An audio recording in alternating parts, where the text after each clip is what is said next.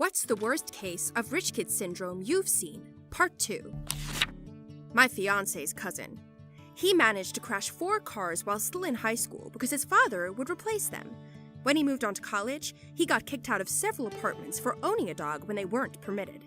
He told me he didn't care though, since his father also funded his continuous stream of new housing. From what I last heard, his father is now paying for his long-standing cocaine habit. Do these parents actually care about their kids? I don't understand how out of touch as a parent you have to be to keep buying your child brand new vehicles every time they crash one due to him or her being reckless. How do you not know how to punish them, or make them work until they pay it off or something? I just do not get how you cannot understand this. Someone's sister got $600 shoes, so the parents got the other kid's shoes of the same price to stop their complaining. Holy somehow this is the one that got me. I mean, this is a common problem for any family. One kid gets one thing and the other sibling throws a tantrum because they also want that thing. The only difference being that it's usually cheap things instead of $600 shoes. I wouldn't say rich kid, but definitely spoiled brat who thought he was rich. Befriended him in 5th grade over our interest in the Yu-Gi-Oh! Trading card game. First time I hung out at his place, I noticed just how littered with stuff his room was, some even unopened. I showed him some rare cards that I had recently pulled from a pack. He got super jealous and angry that I wouldn't trade or sell it to him. He immediately got up and walked over to the family computer and booted up a site where you could buy cards and various other toys and such. Completely ignoring having me over, he's now on an online shopping spree adding stuff to the cart. After adding a few things, he yells, "Where's the credit card?" And immediately his older sister comes running up the stairs to yell, "Kyle, Mom said no more buying stuff online," and closes the website and shuts off the computer. Kyle then proceeds to have a crying tantrum on the floor, and I'm just standing there over him in shock at what's happening and how he's acting. I slowly stopped hanging out with him until completely avoiding him as his temperament got worse. The kid wasn't even rich either, if I remember correctly. Both of his parents were cops. Babysat some rich kids. A couple of gems were when we were watching a movie and she said someone was ugly because they were poor. Another was that they left their stove at the side of the road for hobos. The kid was about 11. I nanny rich kids and I know exactly what attitude you mean. Mine thinks that anyone who catches the bus is dangerous and poor and will kidnap them. They mocked a girl who got a scholarship to their expensive school so much that she transferred back to a public school. The mother has me sit in the house doing nothing for up to 8 hours when they have tradespeople in because she's convinced they will steal. The mother also declutters their old crap by dumping it on their cleaning lady because she knows all the refugees in X city, and there are people who will really enjoy this stuff. It's a nice idea, but we're talking about old underwear with no elastic, soft toys with giant stains and missing limbs, school bags that are so old the plastic material is hardened and cracked off, and felt pens with no lids that dried out years ago. She just has no concept of what real people's lives are actually like to think that they might want this garbage. Went to school with a crazy rich kid. His parents got divorced and each decided to buy his love. Mommy owned a real estate agency, so she got him a license, and spoon-fed him enough sales for a 6-figure income. The dad then bought him a magazine. Yes, the dad bought a magazine for his 24-year-old cokehead son to run. Worked about as well as you'd imagine. I have a cousin like that. Her parents have always just bought whatever job she's kind of interested in. In high school, they opened a Dairy Queen so she would have a place for her first job. They bought her a clothing store and an interior design business / home decor store. And now that she's got kids and less time to work, they bought like 4 condos for her to use as Airbnb properties. The only good thing is when she gets bored, her stepbrother takes over and finds qualified people to run the businesses, so other people are ending up with nice jobs. So, my best friend's wife teaches at a ritzy $40K per year private school. As in $40,000 a year for elementary and middle school. I think the high school is like $50K plus. Well, she teaches 7th or 8th grade, I can't remember, and she said she always goes around the class after the summer break and asks them what they did over the summer, and she particularly remembers one kid complaining about how much his summer sucked because he was stuck on his parents' yacht all summer, and they didn't even take it anywhere cool. Just Italy. Young celebrity posts a pic of a house they just bought. That house isn't that nice. My cousin's house is way nicer. My cousins live in a mansion in Tampa, Florida. It always rocks their world when they visit me in my studio apartment in a Miami ghetto and use my 3 megabyte per second internet. Rich relatives don't mean you're rich too. This girl would always brag about how she'd been to every continent except Antarctica, and that she's visited so many countries. Then she wondered why people called her the rich kid and insisted she wasn't rich. To be fair, I am in no way rich, yet have been to every continent except Antarctica and dozens of countries. You just need to get a job on a cruise ship. Low pay, long, stressful hours, but perks like that. Guy buys $500 headphones from a vending machine because he lost his old pair. Like, who buys from a tech vending machine impulsively? It was on a university campus, not airport, and the dude bought Beats, so not an audiophile or noise cancelling. I was tossing the football in my friend's place, and we almost hit his expensive TV. His response was, "Don't worry, my dad will just buy me another one." Was it a flat screen or a CRT? Because I have never been able to break a CRT, even with a bunch of pinball balls I found. It was a mini screen in his bedroom. Luckily, the only rich kids I knew were the most outstandingly well-behaved boys I've ever met. I was a youth leader in a ministry for middle schoolers, and I think the worst it ever got was them being mildly disruptive at times. But these kids had a literal half-sized basketball court in their basement, along with a basement the size of a comfortable 2-bedroom apartment, an arcade, a fully stocked second fridge. Don't even get me started on the house itself and the yard. This place easily would list as at least $1 million home, but they would share with all the kids in the group and never ever look down on anyone for not having money like them. These boys even helped me change a flat tire on my car because they felt it was useful to know how. They literally could probably afford a tow truck and a tire repair all in the same day if it ever happened to them. They were so well grounded that it made me feel like I was the spoiled brat at times. I looked up this estimate of the house. It was between 1.4 to 1.9 million, but the next most expensive house I found in the area was listed for 1.4. The average home in this particular town costs between 400 to 500K, so it's still pretty lavish compared to what everyone else around them has. I've seen this Aussie guy in a Thai pub in Koh Samui. He wanted to show bar girls that he's rich and lit up his cigarette using a burning 1,000 baht bill. He probably did not know how Thais love their king, and that the king just recently died, and his face is on the bill. The rich kid got him but kicked so hard. Sorry for my English, but hopefully you can understand what I mean. One of my friend's friends ended up paying for a night out of food and entertainment. He'd go up before we got the bill and just pay. No matter how much we argued with him and tried to pay him back, he wouldn't take it. Nice dude, mad baller, rich. When I was in college and in various groups that interacted with people with established careers, they, the people with careers, would do this for us. Not all the time, just every now and then go cover everyone's tab for whatever outing we were at. Honestly, it taught me a lot more about sharing what I had with people than it made me feel like I was a poor college student, but it had a lot to do with the attitude. Most of the time, when it happened, they'd tell everyone goodnight, not make a scene, and do it behind our backs and leave. We'd go to close out and the waiter or waitress would be like, "Oh no, Bob or Mary already took care of it." Being humble college students, and usually sometimes knowing these servers, led to us just tipping on the usual bill, and for a lot of these people it became an unspoken social agreement that they would cover us, and we would pay it forward by making sure our regular servers got taken care of.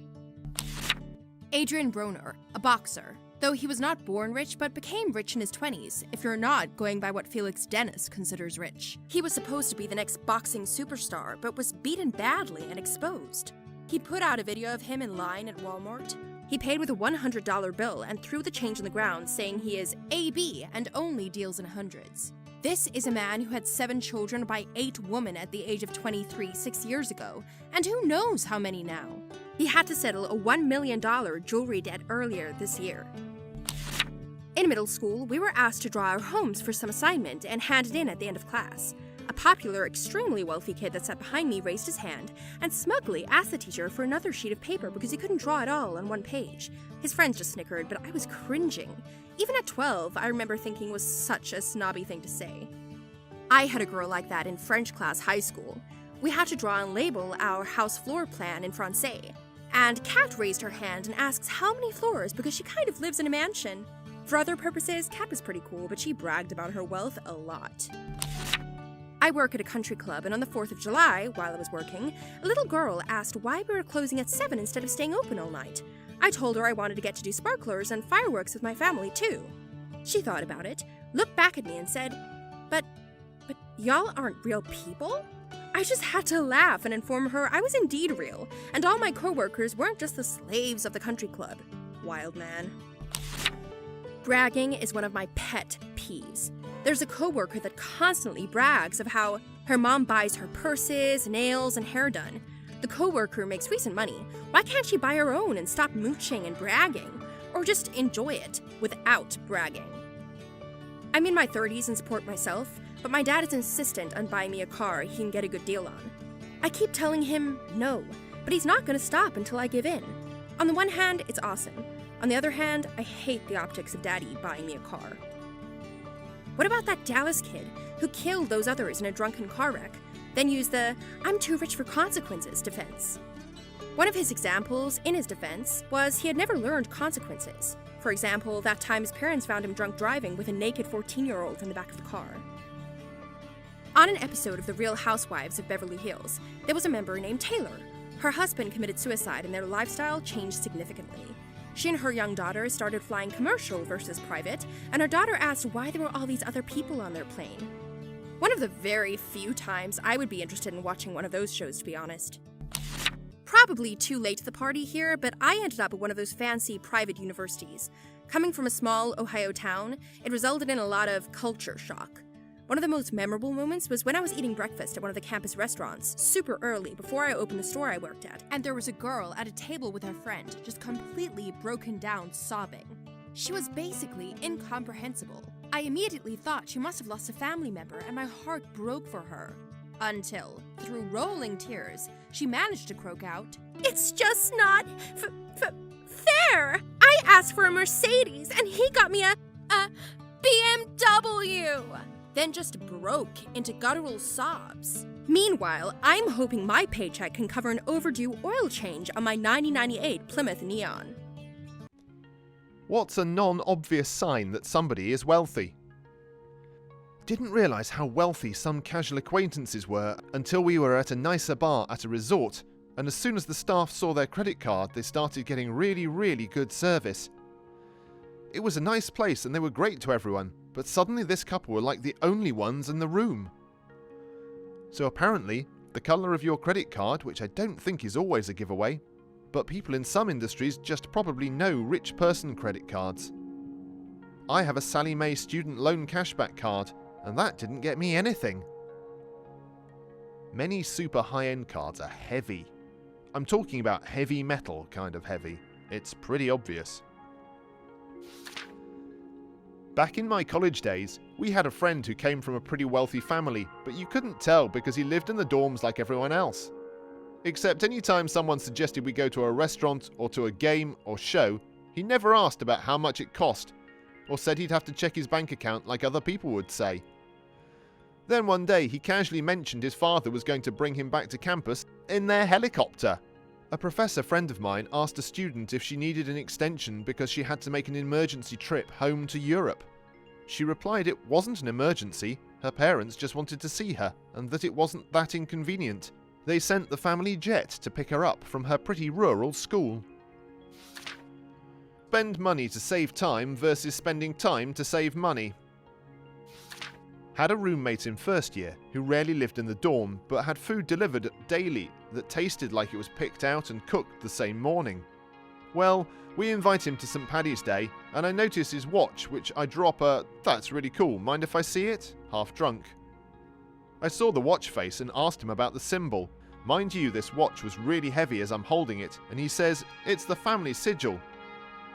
I was holding a 23-carat gold watch, and he turns out to be part of the Qatari royal family. Dude could easily stunt on any one of us. So I guess it's the small things in their lifestyle, and how modestly someone can wear $100,000 on their wrist. They rarely or never talk about money in everyday conversations. There's a saying that there's an inverse correlation between how wealthy someone is and how often they mention money. But it's not that easy or obvious to gauge how often someone actually talks about money without interacting with them a lot. From what I've learnt, if they dress like the Monopoly man or wear a monocle, they're rich. Everyone else is in jail. I know millionaires who drive the cheapest car on the market right now. It's kind of interesting with some of them. The more money they have, the less they care about what other people think. Quite a few people who grow up with wealth conceal it. If they don't want you to know, you won't. During college, I was dating a man for the better part of a year before finding out that his parents' residence was an entire floor of a fashionable Upper East Side Manhattan building. Their summer house was in Paris. One of his worries in life was about attracting parasites, so he had anticipated anything that could give away how much money was in his background. Occasionally, it was useful to tip that hand. His mother had worn her mink coat when she co-signed his apartment lease. He spent modestly on dates and wore ordinary clothes. He'd put a lot of thought into looking like a middle-class guy. I knew paying bills wasn't a problem for him, but he was kind of embarrassed when he revealed what his situation actually was. I had a friend like this during my medical internship, first year of residency. I had no idea she was incredibly rich until she had us all over to her house one evening for a residency function. Her house that she lived in by herself. That was an entire house in San Francisco in a very expensive area that she owned outright and had remodeled from the studs. That's when I realized she had a lot of money in her family. Wealthy people worry about time, the only resource and commodity that doesn't replenish. I'm not wealthy by any stretch, but I'm slowly starting to value my time more than my money. I think it's a healthier way to be. Time enjoyed is not wasted. This is absolutely the case. They're not as worried about how much it costs to have a landscaping company come and take care of their yard. They're more concerned with how much time it will take to do it themselves. I won't claim to be wealthy, I do alright, but I actually enjoy doing yard work. I have a stressful job that doesn't go away at 5 PM, and putting on my headphones and mowing the lawn is an escape I look forward to. Same goes for clearing snow off the driveway. Most of the time, I'll run the snowblower all the way down the block to clear sidewalks and mailboxes too. Time isn't valuable unless you enjoy it. Their kids have no pressure to get regular middle-class jobs. Some families I know have 3 to 4 kids and are very proud this one is an artist, that one is 40 and getting a PhD, the other acts and directs local theatre. It's a subtle status symbol to support your kid in whatever. I have a minor panic attack. How does that pay the bills? But it doesn't have to. I don't see a lot of designer purses or granite countertops, but a lot of art, and every piece there's an accompanying story about being in that country or knowing that artist stayed in their house, etc. Yeah, I have wealthy customers at my job, and their children come in sometimes. The attitude of not needing to work at all is a unique one to me, haha, and stands out a lot. I'm thinking about getting a job here, or thinking about volunteering for X, or travelling to Y. For me, I don't think about these things. They are major investments and life decisions for me. I have to know these things. I work at a luxury car dealership, so I see my fair share of wealthy people. The one thing that stands out between them and regular people is how carefree and nice they are. I crashed a lady's car once pretty badly, and all she did was laugh and say, "The important thing is that you're not hurt." I was astonished, since I'm used to my mum being so frantic and frankly abusive to employees, even if the slightest thing is wrong. They don't necessarily get bent out of shape and treat the help poorly, but they also are very clear about what they want and will go elsewhere if you don't give it to them. I worked in a luxury dealership for a few years, and the thing I noticed more than anything was how willing they were to walk away over very silly things. I can't get the saddle interior with the carbon accents without special ordering. I wanted this car for my ski trip next weekend. Guess I'll get something else. I have a childhood best friend who's very wealthy, as in, he has a trust fund and will never need to work. It wasn't until I was an adult that I knew myself. That's how discreet he and his family are. He decided to join the army for the adventure and did 2 tours in Afghanistan as infantry. He was a leader, hard worker, and in a couple of instances even a little brave. His friends in his unit, excuse my not knowing military lingo, didn't have a clue what his background was. Anyways, over the time that they were there, they discussed their plans for when they got back to civilian life, and my friend would consistently tell them he had no plan whatsoever. His plan was to do nothing. They'd question it and he'd insist, nothing. Finally, some of them are getting out shortly, and after half a decade of knowing him, they really pressed him on what he was really going to do when he got out. What would he do for money? What jobs would he apply for? He finally told them. He wasn't kidding about doing nothing. He's rich. He was just going to go back to being rich. Sometimes it's right in front of your face. If you live in Silicon Valley, you won't be able to spot the poor from the rich. You can have a millionaire walk next to you in Target pants and drive a Honda. Too true. I used to run a computer store near Silicon Valley, and we would have customers that were all sorts of scary-looking mountain men, smelly hippie-looking dudes, and other homeless-looking types come in and buy our top-of-the-line products with rolls of cash or high-end credit cards. I had to train my staff to treat everyone very gently when they came in, and to never judge a book by its cover, no matter how they looked or unfortunately smelled. It's certainly not 100%, but one sign could be expensive hobbies. A lot of wealthy people I knew growing up didn't think of themselves as wealthy at all. But not a lot of skilled wakeboarders or horseback riders or outdoorsmen or snowboarders skiers could have reached that point without having money. But then again, I have a cheap ski hill in my town and know a few lower class kids who are unreal because their parents would buy them a ski pass and gear, knowing that they could leave them at the hill for extended times rather than hiring a babysitter or doing an after-school program or anything while they were at work. So it can go both ways. If they show up to college or university in a brand new luxury car, that, on the other hand, is a dead giveaway. Their time is more valuable than their money.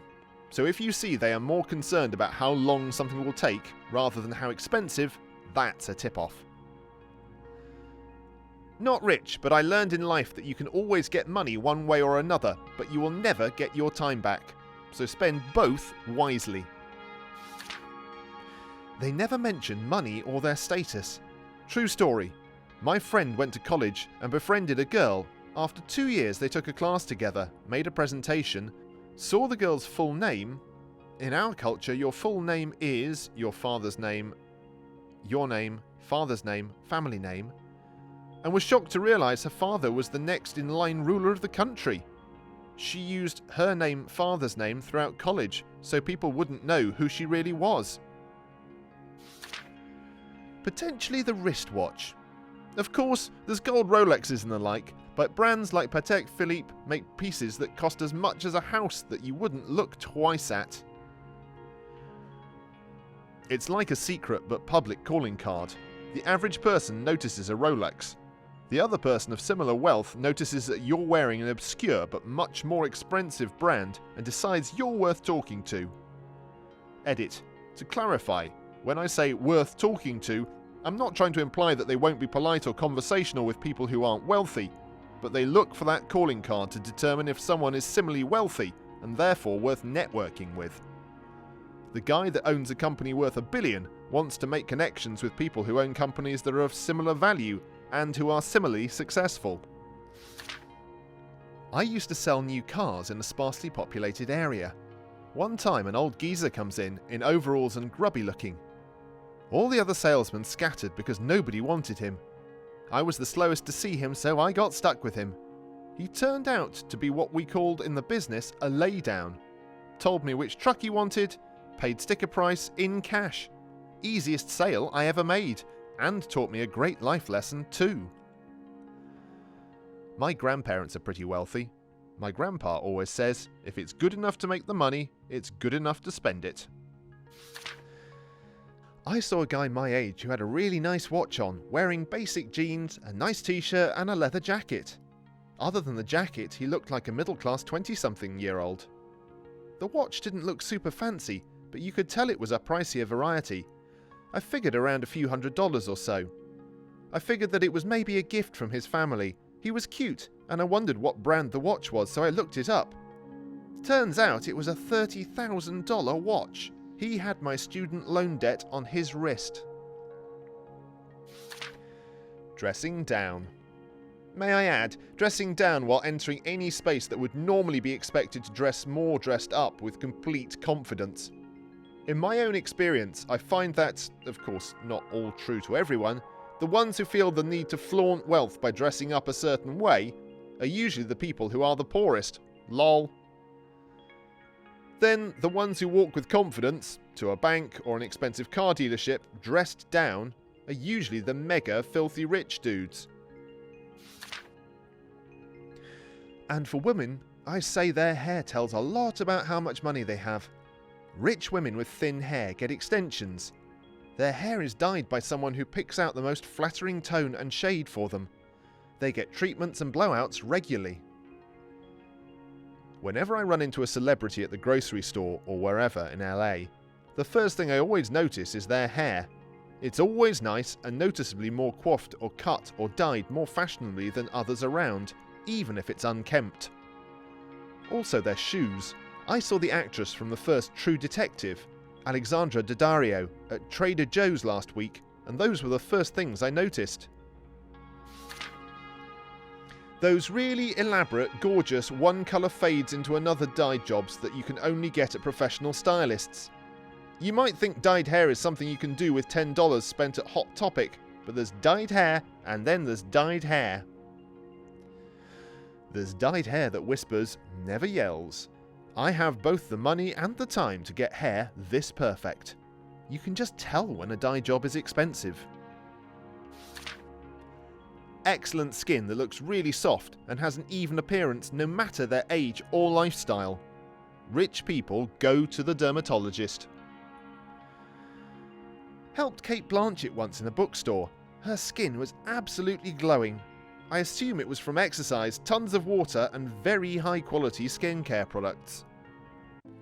What's a conspiracy theory that you could make up right now? YouTube secretly adds additional milliseconds to their ads. You're secretly skipping after like 5.05 seconds. There were mobile ads doing this. They would count down 30 seconds but actually be like 35-40 seconds. After I read about it, I timed one for an app that felt like it did that, and it was nearly 45 seconds. I wouldn't be surprised at this. Mobile games in particular, they'll have the 30-second ad followed by a still screen that you can't close for another 8 seconds. The pandemic was created by Zoom. On the topic of Zoom, why do schools have to choose the most garbage and unsecure programs for students? They have options from Skype to Discord, and they choose the outlier, Zoom. It's apparently not secure for even Mac users. Not to say that Windows users don't have issues. Schools, for some reason, decided no on Slack and instead go to Zoom? I cannot understand the logic to why most schools converted to online teaching decided to use software made 7 years ago that people are now hearing of, because students are forced to use this software that has almost absolutely zero reputation. Rant over. Sasquatch sightings are just military snipers in ghillie suits after completing some covert operation. Except many happen at night or involve the animal picking up throwing something that's too heavy for a normal person, or hunting deer with bare hands, or running quicker than a person can while being 8 feet tall, which would probably involve some sort of platform shoes or something, if it were a person. This thread was created for the sole purpose of finding out what we know and how much we know about it. That's a swell idea for a primetime TV game show, hosted by some lovable good old boy type fellow. The reason why my Wi-Fi cuts off randomly is to force me to use up my 4G more. I have Verizon for my phone, because AT&T has an awful signal in my area, and AT&T Internet. AT&T is going to make me pay Verizon more at this rate. Are you talking about the signal itself or the actual service cutting out? Because the Wi-Fi signal should be pretty reliable even if there's no internet. The coronavirus was only a proof of concept, just to see how well it spreads. The more lethal cause virus will be released soon after this trial period. And media will call it a mutation of SARS-CoV-2 presenting with more fatal symptoms. The sensor on automatic flush toilets is actually a camera, and perverts pay to flush it for you after checking out your bits. That explains why it flushes a bit but doesn't immediately flush afterwards. Chupacabras are actually coyotes that broke into the cartel's drug stash and got geeked and tweaked. Edit. Thanks for all the upvotes. I think we need to have a talk with cartels about hiding their stuff a little better, so we don't have these savage animals roaming around. This legit makes too much sense. Russia conspired with Saudi Arabia, another petrol economy, in dropping oil prices, further crippling Western economies during the COVID-19 outbreak. This will, in turn, strengthen their long-term position in geopolitics. Wait, are you sure you made that up? The actual truth is Russia wanted to keep oil production higher, and Saudi Arabia is undercutting it by flooding the market. An oil price war is most detrimental to Russia. Beanbags are just egg sacs. Once enough beanbags have been produced, they will pop and take over the world. This should be on Rick and Morty. Pennies that you find on the street and pick up are actually bugs that the government listens to you with. They are the ones who started the saying that finding a penny is good luck, so they can listen into more conversations. Another reason to keep pennies in circulation, despite no one really using them anymore. The entire pandemic was a means to control the population at the source. It was supposed to be secret, but could not be contained, thus spreading.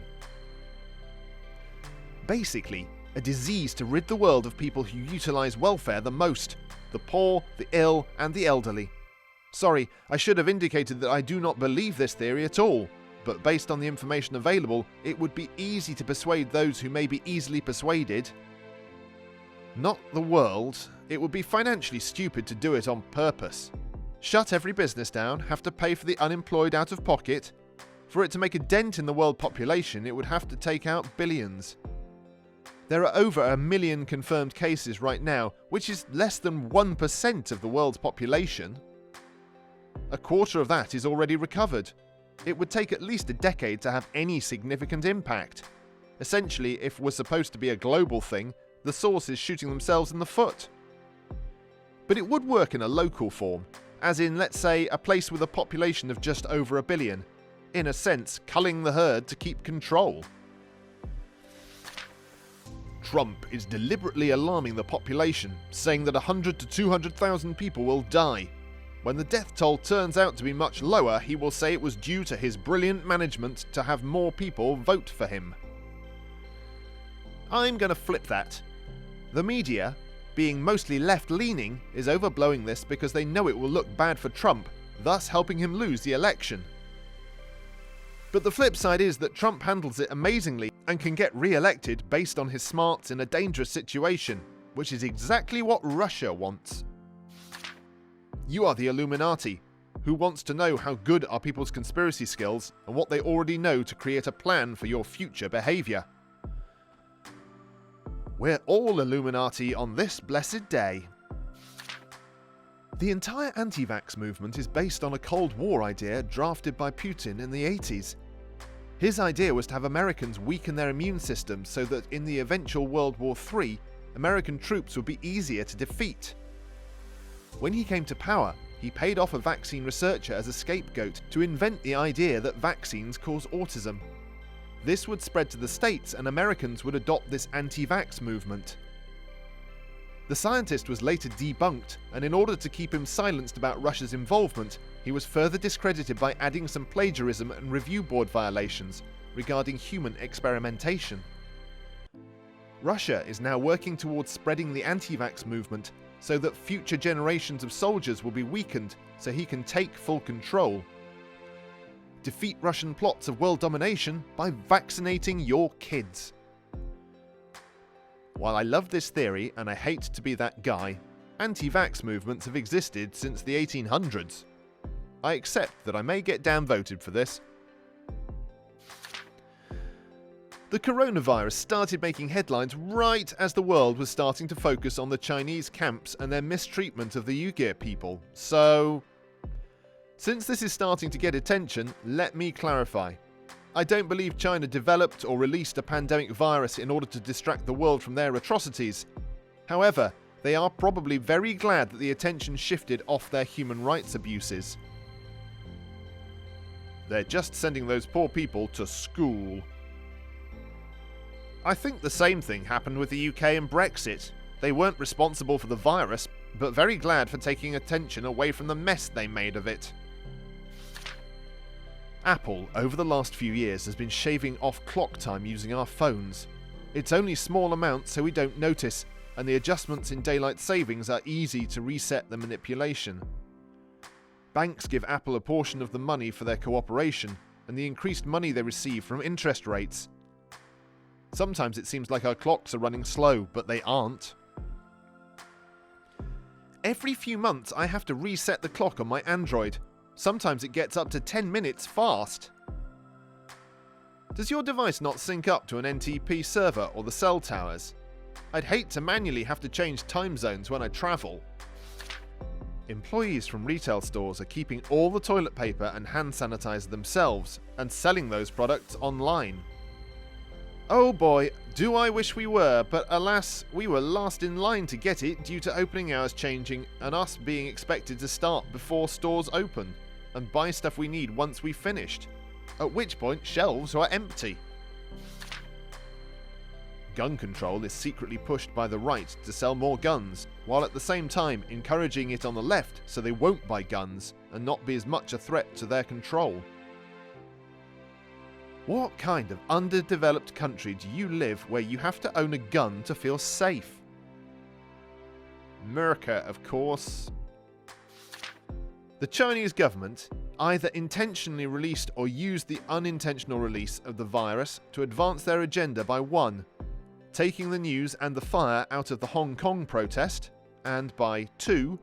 Preparing and insulating their economy and emergency services to weather the infection better to influence a market crash so they would become the dominant economy. A bit like shooting yourself in the hand to shoot the other guy in the chest.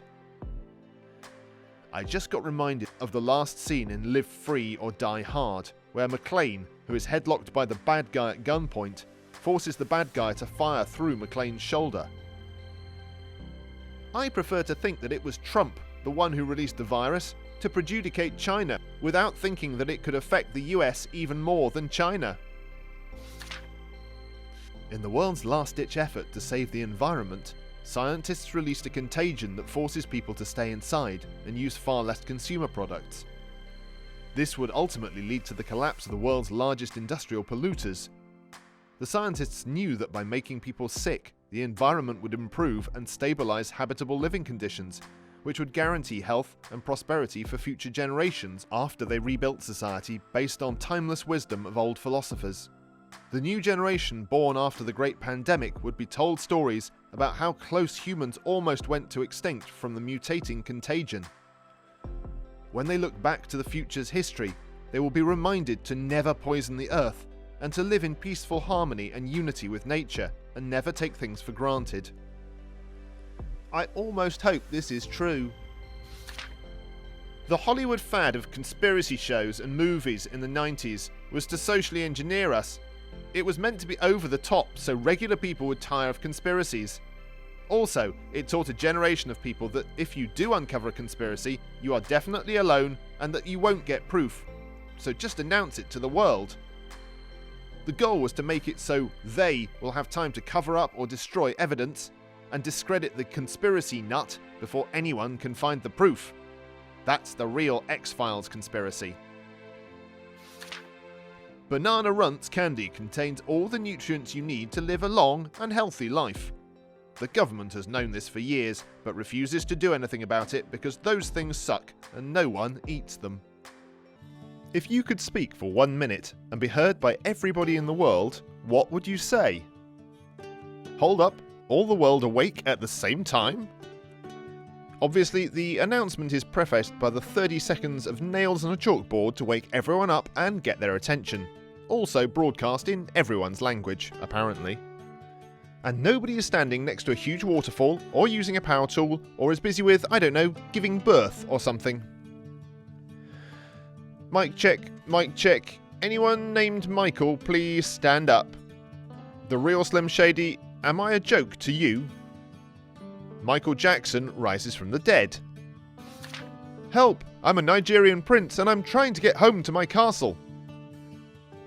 But I'm dummy thick and the clap of my ass cheeks keeps alerting the police. People of Earth, your attention please. This is Prostechnik Vogon Jeltz of the Galactic Hyperspace Planning Council. As you will no doubt be aware, the plans for development of the outlying regions of the galaxy require the building of a hyperspatial express route through your star system. And regrettably, your planet is one of those scheduled for demolition. The process will take slightly less than 2 of your Earth minutes. Thank you. Was looking for this. What's it from? I'd sing Cotton Eyed Joe, which would be rad because I don't really know the words. Be excellent to one another. Guitar riff. It depends. Does my voice play over an intercom that's projected over the entire planet? If so, I'd probably just count down from 60 and watch the chaos unfold as the world listens to a countdown from the mysterious voice in the sky. This is an amazing idea for a short story. It's also the beginning of the movie or book Hitchhiker's Guide to the Galaxy. A voice booms over Earth and begins a countdown to destroy Earth to make way for, essentially, a space freeway. Can the person with a green Honda please come to the checkout? That would be a mic check. Lawton as in Oklahoma. I'd read out my number, do Barney Stinson and have a magic phone. Execute Order 66. It will be done, my lord. I'd go for the most terrified, agonising, incoherent screaming I can muster. So that son from the Rick and Morty episode. Something like, ah ha ha ha. I will wipe from the face of the earth this human race I have created, and with them the animals, the birds, and the creatures that move along the ground, for I regret that I have made them. I don't need a full minute. At least our fish bros are safe. Hydro homies everywhere, be rejoicing. The way has been cleared. The gate has been opened. The time is here. Kinda spooky. I like it. We are the Borg. Lower your shields and surrender your ships. We will add your biological and technological distinctiveness to our own. Your culture will adapt to service us. Resistance is futile. Oh, you don't have any shields or any advanced ships, and you'll not contribute to our greatness. Never mind. Have a nice day. Even the Vulcans thought we were a bunch of illiterate savages. They flew back to Vulcan with a message, waste of time. I never watched Star Trek beyond catching the occasional episode of it on TV by accident. How do I even get into that? Where do I start? Harry Potter, I now talk directly to you. I know that many of you will want to fight. Some of you may even think that to fight is wise, but this is a folly. Give me Harry Potter. Do this, and none shall be harmed. Give me Harry Potter, and I shall leave Hogwarts untouched. Give me Harry Potter, and you will be rewarded. You have 1 hour. What are you waiting for? Grab him!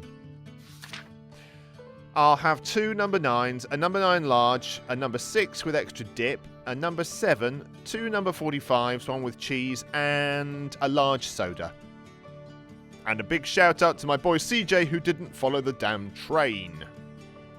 Also, you're all going to die. An abridged version of Charlie Chaplin's speech from The Great Dictator. There is a song by Paolo Nutini called Iron Sky that uses about 45 seconds of specific cuts from that speech, starting at about 3 minutes 15 seconds in, that would achieve this perfectly. Good song too, worth a listen. Edit. I had the timing wrong originally. Remember guys, if you have Amazon Prime, then you have Twitch Prime. And that means that you have 1 free subscription to the content creator of your choice. Even if you don't use it here, take that money from Jeff Bezos and give it to someone. Am I the only person that doesn't have Amazon Prime but has Twitch Prime? Ladies and gentlemen of the class of 97, wear sunscreen. If I could offer you only 1 tip for the future, sunscreen would be it. The long-term benefits of sunscreen have been proved by scientists. whereas the rest of my advice has no basis more reliable than my own meandering experience. I will dispense this advice now. The Fitness Gram Pacer test, and then just continue with the whole thing. Oh god, the memories. I fear that thing, and I was athletic. I would jump off a damn bridge if that happened. I hate the pacer. The tragedy of Darth Plagueis the Wise. I have to speak fast. This is my favourite response. Hello, my child. This is God speaking. You and your fellow humans have been making some mistakes in interpreting my teachings, so I am going to clarify. 1. Be kind to everybody. And I don't mean just some people. Everybody. Each single creature on this planet. 2. Take good care of the Earth. You are ruining it with your actions, and you should do better. 3. Don't start any wars over this message. Or, really, any wars at all. Ever. If you have disagreement, talk it out like the adults you claim to be. Thank you for your attention, and I hope you will do better. 3 and a bit. If a war does start, just follow the money and find out why you're having it, and kindly remove the individuals in question, and put them somewhere where they can't hurt themselves or others. They're not doing us any favours. 4. I'm very proud of you all. You are judged by how well you treat all people, especially the ones you don't like. Good luck. I'd just start listing random items, places, things, especially numbers, random made-up words and names. Absolute garbage with no meaning whatsoever. Then see all those mean guys act like they are all smart and nonsense investigating it, trying to find out how it happened, what it means for humanity, if it's pointing to a location or a treasure or an event or war, when in reality it's all messed up. I'd sing Never Gonna Give You Up, thus rickrolling the whole world all at once. Did you ever hear the tragedy of Darth Plagueis the Wise? Attention, entire world! Hear my proclamation. I am Lelouch V. Britannia, Emperor of the Holy Britannian Empire and your only ruler. Schnitzel has surrendered to me. As a result of this, I am now in control of both the Damocles and the FLEIJA weapons. And even the Black Knights no longer possess the strength to oppose me now. If anyone dares to oppose my supreme authority, they shall know the devastating power of the FLEIJAs. Those who would oppose my military rule no longer exist.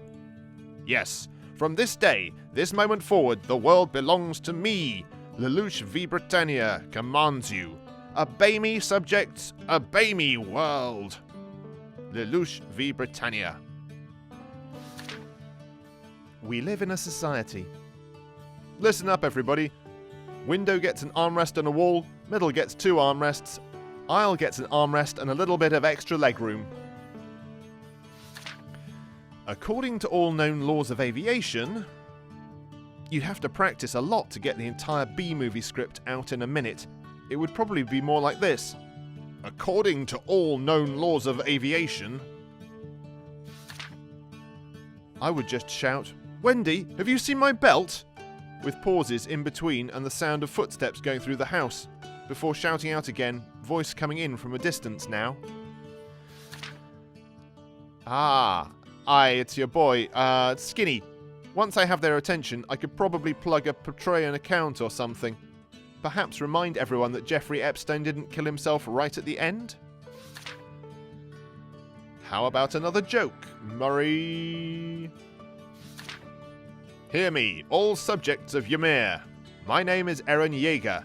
I now speak to all subjects of Ymir by way of the founding Titan's power.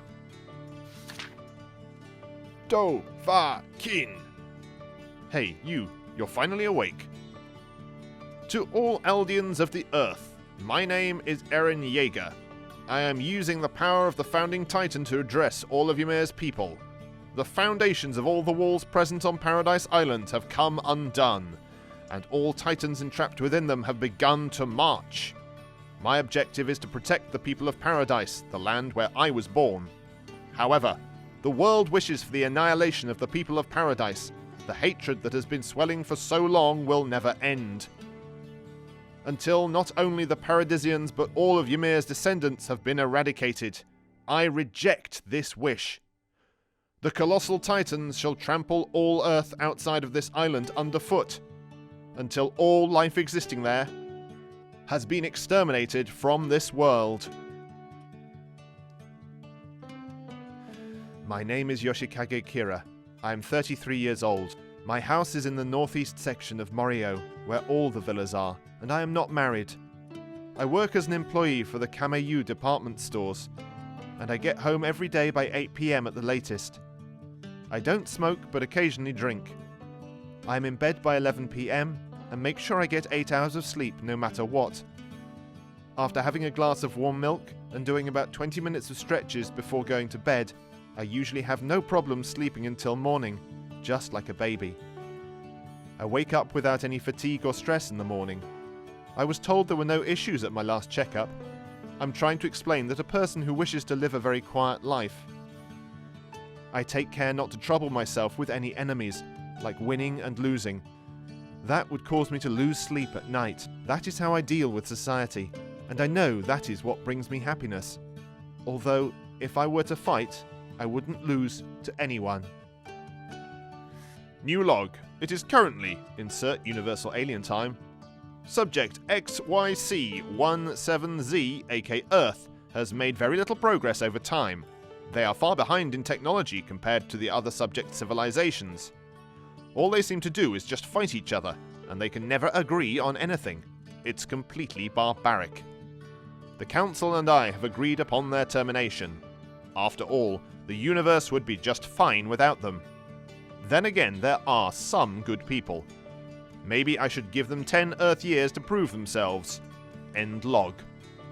And then I wait. Good evening, Twitter. This is your boy, EatDat445, and about 30 to 45 minutes ago, I beat my meat that I can't even feel my left leg. My meat has also went totally numb to the point that it feels weird when I go and take a piss. What fact is ignored generously? If you edit your comment to add, "Thanks for the gold, kind stranger," the kind stranger will probably never see that edit, but everybody else will, and will be annoyed. However, if you reply to the notification DM about the award, the kind stranger will see it for sure, and you would not bother anybody else. That's wisdom. I always assumed they did the edit because the gold giver is anonymous. I've never gotten gold, so it never occurred to me. Now I'm having retroactive aggravation for all the times I've read it. Just because a movie or a book is good doesn't mean you like it. And vice versa, of course. Yeah, I know it's trash, now let me get back to it. That's a good way to put it. You can appreciate that something is well written, good at engaging its target audience, etc., without actually liking the work yourself. This applies to crime as well as healthcare. Prevention is more affordable than treatment. Not just in medicine, but in most any societal problem. Look at the coronavirus. How many lives could have been saved if decisive action was taken earlier? Hi, I am American. It's also been shown that increasing funding to social programs reduces poverty and homelessness, and is usually cheaper than just dealing with those problems directly after they arise. We will also pay a huge price for our inaction around climate change. Being at a job for a long time does not mean someone is good at their job. I work in government. This is absolutely a true statement. I work with people who I think were here before the dinosaurs, who basically are bulletproof employees that are just riding things out until retirement. That we all have confirmation bias. Yeah, I have to remind myself frequently, you are not always right. You probably don't know what you're talking about as much as you think you do. Remember the Dunning-Kruger effect. This is most prevalent in online political discussion in my experience. Once you get into some arguments on Reddit in fields that are actually more knowledgeable than 99% of the population, you will realize that people who are completely clueless will still argue to death their point and never admit defeat. Human memory is extremely unreliable. We forget important details. We fabricate memories and convince ourselves that they're true. What we do remember is distorted to conform to our biases. Humans overestimate what they can do in a day and underestimate what we can achieve in a year. I feel like this is switched. I often have lots of things to get done in a day and don't think I'll be able to get to all of them. but then I can actually get through it without issue. Contrarily, I often have big hopes for what will happen a year ahead, but never end up following through. A year may be too much. I try to break the year down into 4 seasons. Get 1 or 2 important things done in that time. With seasons, you can also sense them progressing because of all the cues like weather, so it's easier to focus on the time passing. This winter, I made my new business website and got my eyes lasered. This spring, I drank wine and cleaned the bathroom a lot. Stupid pandemic. The number of people who die after a war to the consequences of war, hunger, disease, etc. are not counted in the statistics. Talking for France here, some people who died between the 9th and the 11th of November 1918 were not counted as dead these days, because that would be quite awful for a family to learn that your husband, brother, son, father died the last day before the war stopped. Admitting to a mistake is not a sign of weakness. Bending over backwards to cover it up and pretending like it never happened is. It is in your best interests too. If you don't own your mistakes, others will and may use them against you. Be careful which mistakes you own. Turns out, bragging about your restraining orders doesn't get you a second date. That just because someone tells you something is a fact doesn't mean that it is. Make sure to do your research. So many random facts are just made up and posted on social media as if they're true. They then get screenshotted and posted on Reddit and other social media. Then some messy media source will pick up on the Reddit post and use it as their source, which will then get shared on social media as a more legit source. Then everyone believes something somebody on Twitter made up to look woke. Here are some facts, all wrong, posted on Reddit thousands of times a day that will result in more getting people killed. Masks don't work. Only N95 masks work. Masks don't work unless fitted properly. Yes for smoke inhalation, no for a mask being effective to prevent virus transmission. Masks only help prevent a sick person from spreading the virus and don't offer any protection for a healthy person against the virus. Bandanas, scarves, and homemade masks don't help or provide any protection. Surgeon masks don't help, don't really provide protection. You need a N95 mask. You can't buy masks online right now. All these statements are the opposite of what top international experts on infectious disease have said. Here is a bonus lie repeated so many times that will also get people killed. You can't be reinfected again after you have COVID-19. Temporary immunity for some period is possible, but there is no specific basis to expect permanent immunity to COVID-19.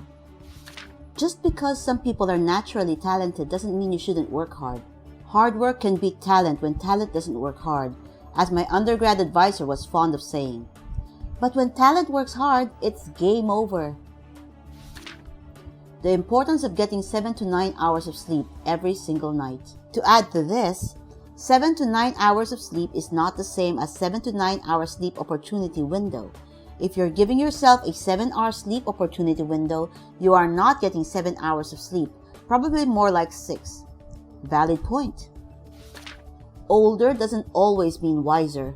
Wisdom is obtained from what you do with your time. It's not about how much time you had.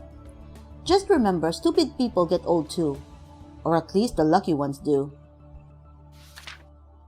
Just because it's legally allowed doesn't mean you're not a douchebag for doing it. Example, free speech isn't freedom from consequence. You legally can say near whenever you want. Doesn't mean people won't call you a dick for it. I love freedom of speech and support everyone exercising their right because it lets me know exactly where the means are.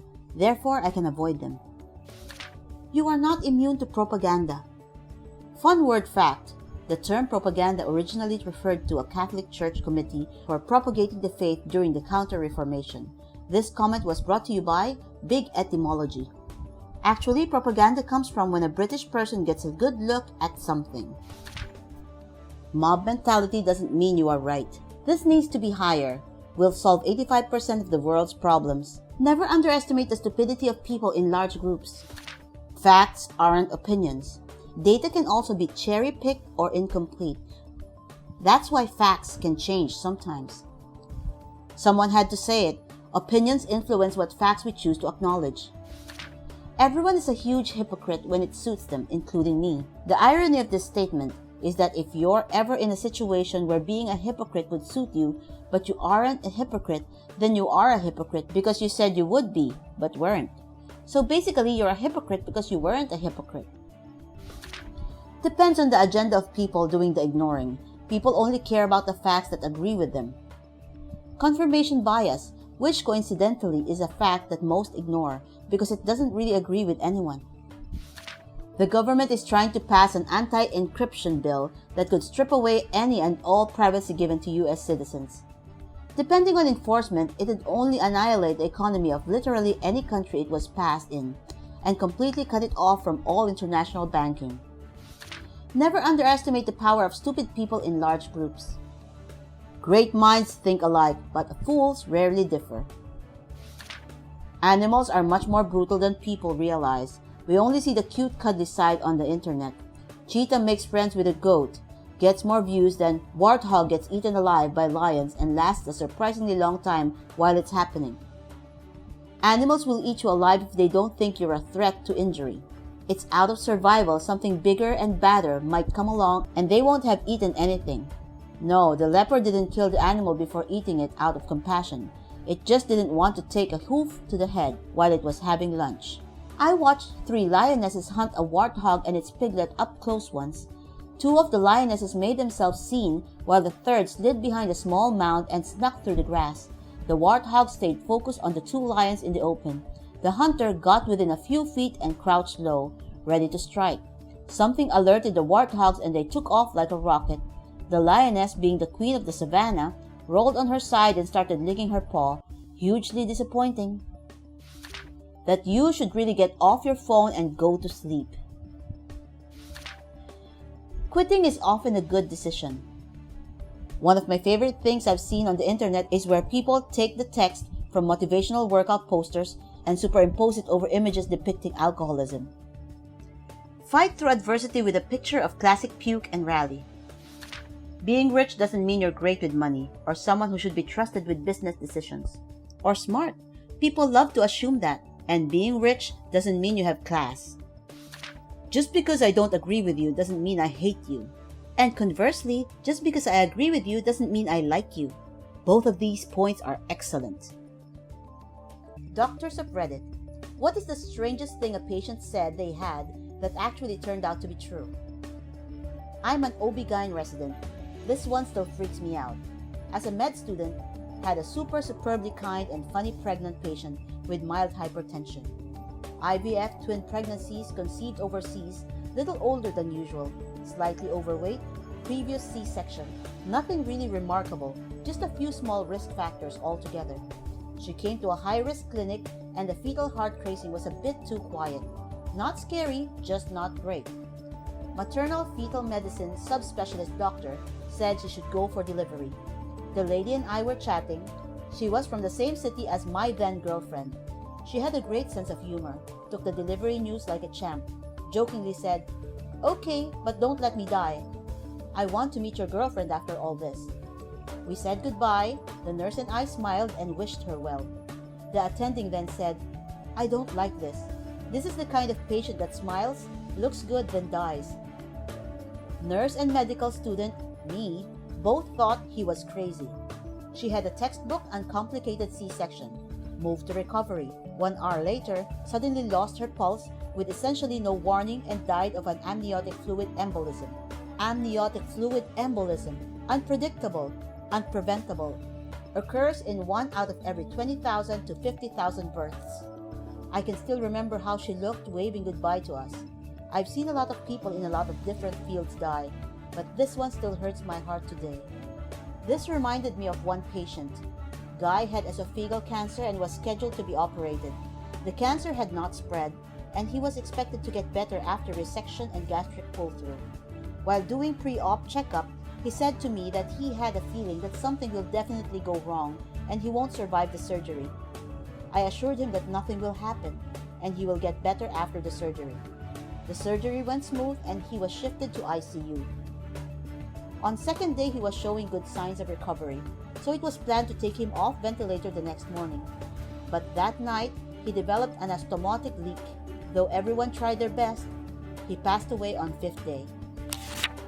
Obligatory, not a doctor, but a medical student.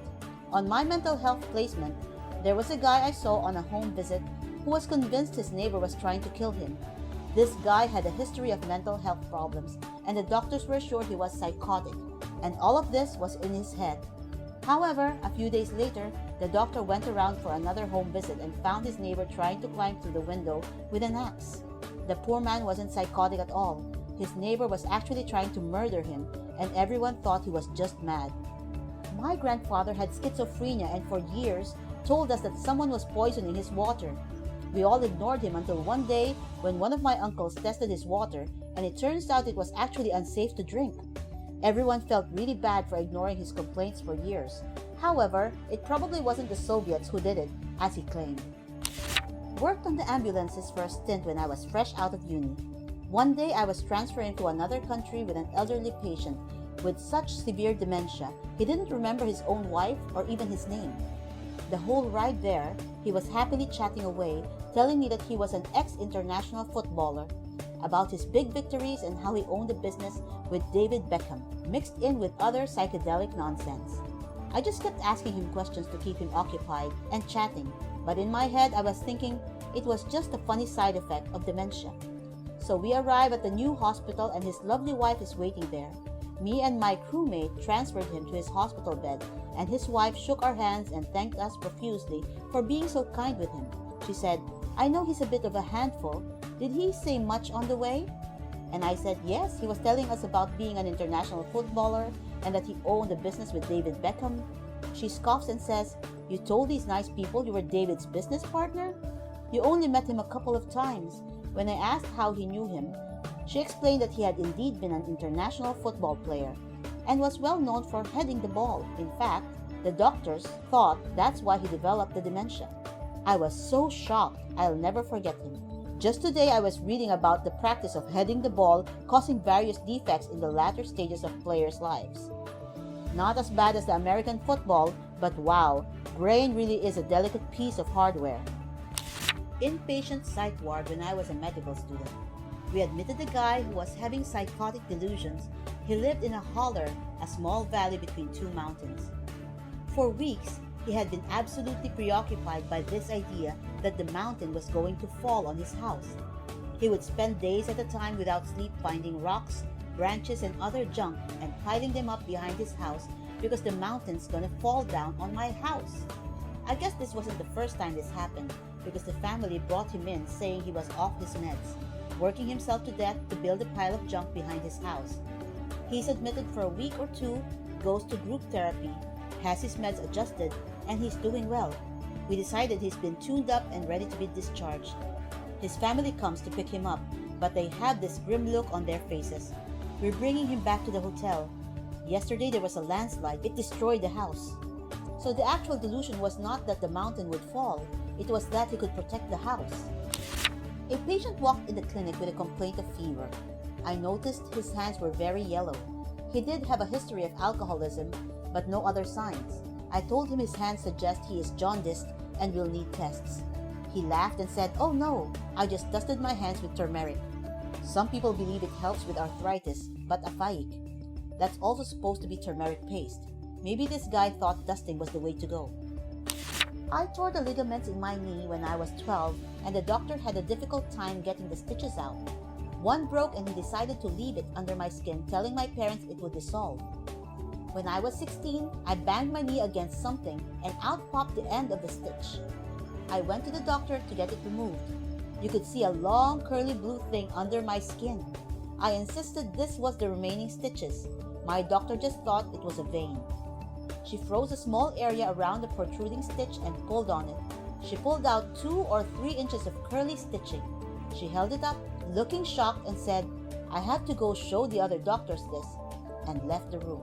Is that really true, that the stitches will dissolve by themselves though? What did the doctor say afterward? Depends on the stitch material. Some dissolve, some are meant to be cut out and removed. Sounds like the doc that did the repair mixed up their materials. But I'm not a surgeon or a rep for an instrument company, so don't quote me on that. Not a doctor. Friend's son, age 2, came home from daycare, said he had stuck an acorn up his nose. Mom looked, no acorn. Around 2.5, boys develop chronic throat and sinus infections, has 8 courses of antibiotics in a year. Age 4, Boy is sent for tonsillectomy. Surgeon comes out of theater, shows mom a moldy, rotten acorn. Turns out he did put an acorn up his nose. They left tonsils in a boy ridiculously healthy ever since. He's lucky that he didn't take root and start growing an oak tree. Not a doctor, but a patient. In January this year, the side of my face grew bigger and bigger, and I was in extreme pain. I go to my GP and tell him, "Looks like mumps, don't you think?" But he brushes it off, saying I got my vaccines. He sends me to the ER because he does not know what I have and how to treat it. After 5 hours in the ER, they finally get my blood tested for the mumps. Turns out you can still have the mumps even though you're vaccinated. And this, ladies and gentlemen, is why the rest of us need to be immunized. Heed immunity, guys. Not a doctor but a combat medic in the army. Had a private heat stroke on me, and on his journeys back and forth between consciousness, he stated, "My butthole hurt, but feel really good too," in a slurred outburst. I looked at him, trying not to burst out laughing. "Why yes, Private, there's a rectal thermometer in your no-no square." My boyfriend took one of our cats to the vet recently for a suspected UTI kidney issue, and when the vet took her temperature rectally in a room with a handful of interns, he says, "You're really not supposed to purr during this part." A patient had a bullet in her ear. Did a double take on that one. Did it get there by a gun? Or just kind of fall in or something? Drive-by shooting. Apparently not worth taking out per the surgeons. Could see it plain as day with the otoscope. Patient here. I broke the same rib 11 times over the course of 3 years, but the doctor often wouldn't even order an x-ray. She just said it wasn't healing right. Give it time. I tell her there's something else going on. She dismisses me. Finally, after the 11th time, she says, "Fine, we'll x-ray." X-ray shows a mass. Mass is biopsied. I have a tumor. The tumor was weakening the bone to the point that it broke when I reached into an upper cabinet for the sugar. Had that back boy, named him Adam, removed in 2018. 1 week hospital stays, worst surgery I can imagine, and now I'm doing great. 11? How did she not think to check it out after like 2? I seriously considered bringing legal action. Obviously, after the tumor was found, I switched doctors and found a wonderful surgeon in NYC. But I worry about other patients of hers. At break number 9, she wanted to refer me to a pain specialist. An example, put me on low-grade opiates for an extended period of time. You should have. Suing the doctor may have literally saved lives. It's obviously okay that you didn't want to deal with the drama. But in the future, you can think of it as protecting society. You almost died. That behavior is not okay for a doctor. Patient complained of movement and itching in lower left edentulous mandible. While in my chair, he reached up and scratched a hole through his gingiva and was bleeding profusely, trying to get to them and show me the wriggling things. I'm sad to say that I suggested a psych evaluation, but to be fair, I did refer to oral surgeon just in case. Even made a personal phone call to ensure warm handoff and rapid response. They uncovered some kind of parasitic insects. He healed, and I listen to patients no matter how bizarre sounding. They feel something. I really hope this wasn't the inspiration for your username. The cicada nymph emerges from its egg in the tree branch, falls to the ground, and burrows in deep. There, it lives for a prime number of years, from 3 to 17 depending on the subspecies, drinking sap from the tree's roots. I really hope this was the inspiration for their username. Nurse. I had a patient in her late 70s talk about how her mom was upstairs and died last night. I used to work neuro, and so confused old people was our gig. So I just listened like, wow, okay, and did my job. I told another staff member about how she wouldn't stop talking about her mom being upstairs and dying last night, and they said, "It's true. Her 98-year-old mom died in our ICU last night." I checked the roll in the morgue, and lo and behold, her mom's name was on it. Well, okay then. Reminds me of a patient of mine that came delirious but insisted his mother was alive. The patient was in his 70s. I thought it was part of the delirium, but when he recovered, it actually turned out his mother was in his 90s and still alive. When I was a tech in the ER, a youngish guy, maybe mid-30s, early 40s, came in. He had felt weird driving to work and decided to drive himself to the ER instead. Based on his symptoms, they did some of the early testing for a stroke, mostly as a precaution because what 30-year-old has a stroke and catches that early? Woe and behold, he was in probably the first 10 minutes of a stroke. The doc he was being transferred to said he had never had a conversation with a patient prior to treatment. Average time between admitting to transfer is usually 40 minutes to an hour. He was in and out 20 minutes max and completely lucid the entire time. How do you think the world would react if a major political leader like Trump, the Queen, or Kim Jong-un died of COVID-19? Well, Trudeau's wife from Canada has been diagnosed, and now they're saying that Trump and Pence were exposed. This dude probably shook hands with Rudy Gobert this week too, with how many people he's come in contact with. Australian politician Peter Dutton has just tested positive and was at a Five Eyes meeting with Ivanka, so there's a chance she got it too and passed it on to Trump. A lot of people, I think, would be shocked if the Queen died. That lady has survived some stuff. But knowing the royal family, they probably got her on lockdown. I think Prince Phil's far more at risk. The man looks like he's been at death's door for as long as anyone can remember. The conspiracy that he's actually a corpse and that the royal family is trying to convince the public that he's actually still alive is my absolute favourite conspiracy. Memes. This is true for any major world event. Memes will always be made about it. Nowadays, the memes are a better source of information than news reports, just that we have to decode the information hidden in them. I think Scotland Yard would have a few questions for Prince Charles. Are you asserting that he waited until she was 93 and he was 71 to finally offer? Is he the laziest usurper ever? Wait until Prince Charles dies and they have a few questions for the Queen. Corona would die of the Queen, more likely. Corona is Latin for the crown. It all makes sense now. Dun dun dun dun dun. Most developed countries have protocols to replace a fallen leader. I think people would be shocked if Trump died, for example, because we haven't seen a president die in office since JFK. But for the most part, things would be business as usual. In less developed countries, a fallen leader could leave a power vacuum that could potentially lead to a civil war. With Trump, though, they don't seem to be taking precautions. He's still holding rallies. He's still shaking hands. He's in terrible health to start with. We don't have a substantial community-level response. I'm not going to be shocked if he gets sick. I suppose he will have high-quality medical treatment, but that doesn't seem to guarantee survival for this one. As much as I dislike Trump, a president dying in a crisis and contentious election would be incredibly destabilizing. Hasn't he already been in contact with multiple people who later tested positive?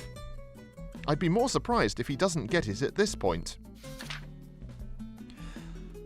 Well, we all know the Queen wouldn't die because of the whole immortality thing, but I wouldn't imagine much changing. I would expect many leaders to want the next in line to be very similar to them in ideas and experience.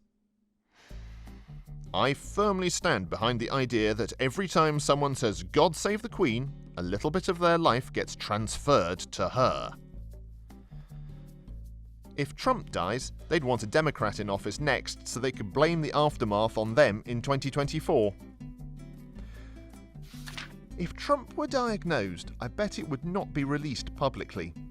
Except his administration leaks like the sky in the Pacific Northwest. I know this isn't what you meant, and it was honestly a solid joke, but the reason the US Navy docks its nuclear subs in the Pacific Northwest is because the extended cloud cover makes it nearly impossible to spy on from the air, making it one of the most secure places in the country in terms of leaks. Someone like Trump, even if he is old, has access to the best medical care in the world. If he dies, even with the best medical care in the world, I think that's a real "oh wow" moment for people. Markets are on fire, and I can't find toilet paper as things are now. A clear sign that this can kill even those with the best possible care would be an economic disaster. Government would continue to function better, I'd argue, but they'd have a serious crisis on their hands, much worse than this. I tend to agree with this. Regardless of how anyone feels about the three, I think it would exponentially crank the panic level up for exactly the reasons you listed. It's speculative on my part, but not hard to believe Trump and the Queen have access to the unrivaled best healthcare sourced from anywhere on the globe they can find it. Even if they are in high-risk groups, killing anyone at their level is going to make the panic of today look like a calm summer afternoon. No matter what, man, the Queen ain't dying. If Trump dies of COVID-19, Alex Jones's head will explode from the sheer amount of conspiracy lunacy trying to escape his mind at once. There will absolutely be massive mainstream theorizing on whether the Democrats engineered coronavirus to kill Trump. There's also the most obnoxious result to worry about. Trump gets the virus, doesn't die, then rants about how overblown the whole thing is while millions of Americans die. I can't stand all of the conservative conspiracy nutcases on Facebook comments about corona. These guys are convinced that Bill Gates and the DNC manufactured coronavirus to both kill Trump and boost vaccine use, which somehow also will kill everyone else. These people are sad. These people are real and they voted for the current government. Trump. Easy. The US has a clearly defined line of succession. I think other leaders would be waiting to see how he acts. Queen? Easy. The UK has a moderately clearly defined line of succession, except I don't remember who is and isn't up for the job, and I don't think primogeniture works the way it does in Crusader Kings. Kim. Stuff will get crazy and speculative. Queen. Moderately clear? Seriously? Other than an amendment in 2015, once again allowing descendants of Roman Catholics to inherit, the process has been unchanged since 1689. If it isn't clear by now, that's more on you than the process. It is the eldest born of the eldest child. If all of their children were to die or abdicate, it goes to the next eldest. It's that easy. Queen, Prince Charles, Prince William, Prince George, Princess Charlotte, Prince Louis, Prince Harry. If the Queen dies, the world goes into shock. If Trump dies, the country goes at each other's throats over something stupid and petty, I'm sure. If Kim dies, peace with Korea could be possible in our time. If Putin dies, most people will probably be happy until someone equally corrupt takes over. What makes you think Kim dying makes peace impossible? If anything, he's a bit more sensible than his predecessor. See, meeting with the South Korean president. There's nothing saying his successor wouldn't be more insane. Well, Trump might already, since he was in contact with someone who tested positive, so it's possible he could find out soon. No, you'll never even know if he has it. We'll know if he dies. It would just be too suspicious of a situation to not infer, but it's doubtful he'd die. If Trump died of COVID-19, these things would happen. Reddit Politics, Reddit News, Reddit World News, Reddit Political Humor, and Reddit World Politics would probably cheer, scream, and shed tears of joy. My mother, a far-left individual, would make a Facebook post about how tyranny has come to an end. My father, a far-right individual, would liquidate his entire retirement account in 5 minutes. The White House would plan a closed-doors funeral for the president. A memorial will be held a few weeks later and will be televised. Mrs. Trump will shed some tears, CNN will say they're fake. Fox will say they're real. Celebrities who think their opinion matters will film themselves on social media taking a not-so-soft-spoken stance on the issue. Trump's legacy will be televised on Fox, and Trump's devastating wake will be televised on CNN. The resulting conspiracy theories would cause the internet to implode. Well, that's a really horrible idea considering how bad the market is performing right now. The day that Queen Elizabeth II dies for any reason will be a sad one, no matter what the circumstances. She is a person of substance. No matter what you think of the monarchy, she has taken her role seriously since the day she assumed it. After her passing, you will have King Charles.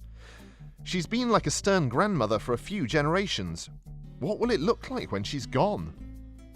The British economy will crash. It'll be a week, possibly two, of straight mourning. It would be remarkably ill-timed given the global financial market is currently in freefall. Trump's death would throw the US into chaos. The convention isn't until August, but Pence taking over the presidency and mounting some kind of campaign between now and then would be rough. Several states have already had or cancelled their primaries, which would make it rougher if anyone else tried to run. It would throw the US political world into chaos on the Republican side, for sure. The Republican delegates would just nominate someone at their convention, most likely Pence. Republicans would be in chaos, but otherwise the country would mostly shrug and go on. There's a clear line of succession, and death from a pandemic isn't going to be surprising. I doubt the Republicans would want to run Pence, so it'd be interesting to see who got picked to run. I mean, it doesn't look good for anyone if a world leader dies. Pro or anti-Trump, you have to admit it's a dark day when the current president or king or queen of your country dies. I don't care either way who's president because they're all sick, twisted people, but it's a major loss. The world would be shook. Prime Minister Trudeau's wife tested positive. World leaders are not safe. No one is. World leaders are actually exceptionally at risk, since they travel, meet with people from all over the world, and have physical contact with hundreds of people each day. The average person has a lot less risk of exposure than world leaders do. I'm not saying I'm bulletproof, but I'm less at risk because I've spent a total of like 40 minutes outside my house over the last 4 days. Of course, I also have a kid in elementary school, and my wife works at an internationally known hospital. You can tell how American this thread is because Trump is dominating the answers and they think the Queen is a world leader. Lol. But the Queen literally rules over 1/6 of Earth's land. That's 6.6 billion acres. Trump dying would be a huge problem. His base would never believe he actually died of the disease. There'd be assassination conspiracy theories, and if they went too mainstream, it would be hugely destabilizing to US democracy.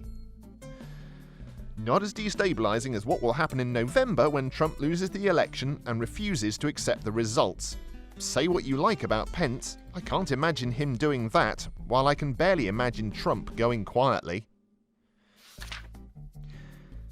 People might take this thing seriously finally, instead of calling it just the flu.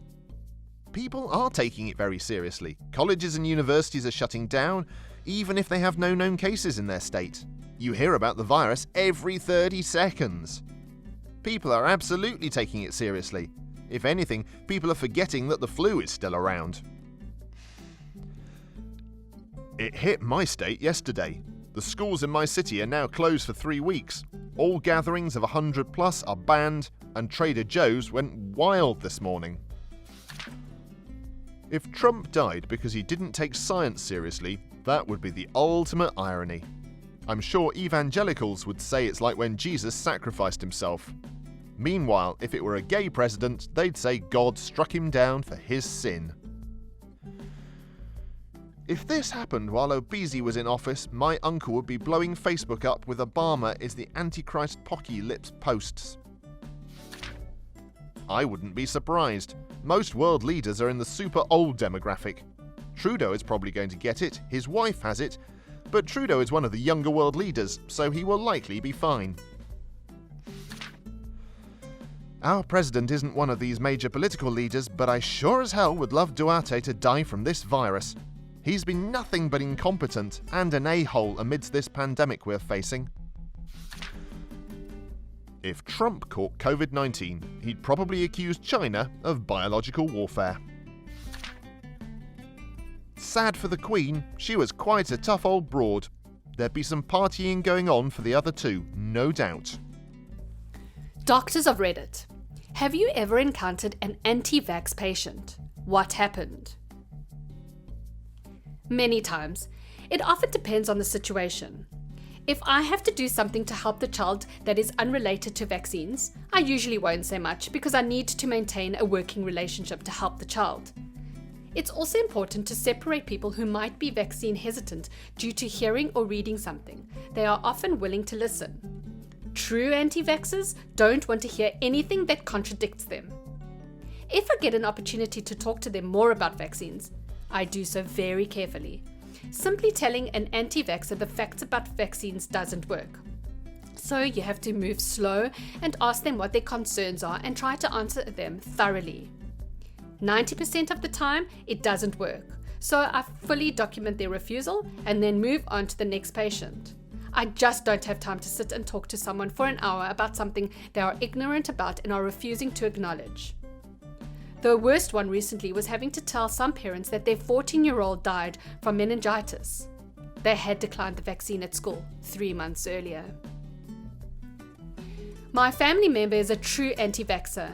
I help take care of her 3 young kids. She believes in a lot of really crazy stuff. The vaccines being FDA prescribed poison thing is just one example. She's so deep in her beliefs, there is no use talking to her about it. I often wonder if one of those kids one day gets sick and dies from something like meningitis. Will that be enough for her to realize she's wrong? Or more likely, even then, she'll find a way to explain it in a way that doesn't conflict her beliefs. Not a doctor. I worked as a receptionist in a pediatric clinic. Most people would ask if the kids really needed all those vaccines, like they felt they were way too many and wanted to give them only the important ones. For parents who completely refuse vaccines, we had them sign official documentation that they were refusing so, when the kid would get seriously sick or even die, we could prove that it was them and not us who made that decision. All the time. Spend a little time trying to get them to take the shot, give them printouts about the vaccine they're refusing, document refusal, and move on. Nurse practitioner here. This guy speaks the truth. If I had a nickel for everyone in the last 2 months who has asked me about a COVID-19 vaccination, but still refuses the influenza vaccination. Surprisingly, the only time it was an issue was when I was a medical student. An anti-vax mother refused the vitamin K injection for her newborn due to anti-vax propaganda. Newborn had an intracerebral hemorrhage and is now a vegetable for life. Completely avoidable if the mother had accepted the vitamin K injection. Worst part for me was she didn't accept that it was preventable and still firmly believes she made the right call by refusing the vitamin K. I've had several patients who didn't vaccinate any of their kids. While many practices turn these people away, I consider it as an opportunity to respect their wishes and gain their trust. But in every visit, I ask them to compare data and have an open conversation about what they know. I do this in a non-confrontational and as genuine and helpful way as possible. I've converted a number of anti-vaxxers in this way, while turning them away likely would never have resulted in the same outcome. Not me, but my father is a pediatrician in California, where you can't send your children to school if they're not vaccinated. During a physical, my father asked the mother of 2 children when was the last time the children got vaccinated. She answers, "I don't believe in vaccinations. It causes autism." She then proceeds to ask him to forge the vaccination records. Long story short, he presented the facts, declaring her claim to be a myth. She cursed him out, and then he responds with, "Ma'am, you're an idiot. Now get out of my office." The family moved to Nevada so the children could go to school unvaccinated. One of my friends is a doctor. At his practice, if you choose not to vaccinate, he will show you the pamphlets about vaccines. If there is no medical reason to not vaccinate, he will not keep you as a patient. He basically tells them he won't allow people to put his other patients at risks by not vaccinating. My sister-in-law's pediatrician dropped her son as a patient because she wouldn't vaccinate him, and she was pissed. I think that's a great decision made by any doctor who does that. very smart move. My cousin and his wife don't vaccinate, and they got dropped by their pediatrician. He said that if they can't trust him about vaccines, how can they trust him to treat their kid at all? My mom works front desk at a hospital, and with the whole pandemic outbreak, there was a doctor on staff that was excessively ordering tests for every patient she saw, which seemed so off because there is such a shortage of tests. Plot twist. Apparently, the doc is anti-vax, resulting in her to order excessive testing because she was paranoid about returning home to her unvaccinated kids after a long day at work. Not a doctor, nor do I work in human hospital, but I do work in a veterinary hospital. I once asked my co-workers if there are people who are anti-vax with their pets too, and they rolled their eyes and said yes, and told me the story about a client who didn't think it was necessary to have his dog's vaccine updated yearly. He thought their vaccines were for only once in the dog's life and then no more vaccines. I'm an emergency veterinary nurse, and I had a woman call the clinic at 2 a.m. asking how many dogs were diagnosed with rabies in the past year. I was like, I don't know the number off the top of my head, but you can look it up or call the chief vet for the province. She said, just tell me if it's a lot.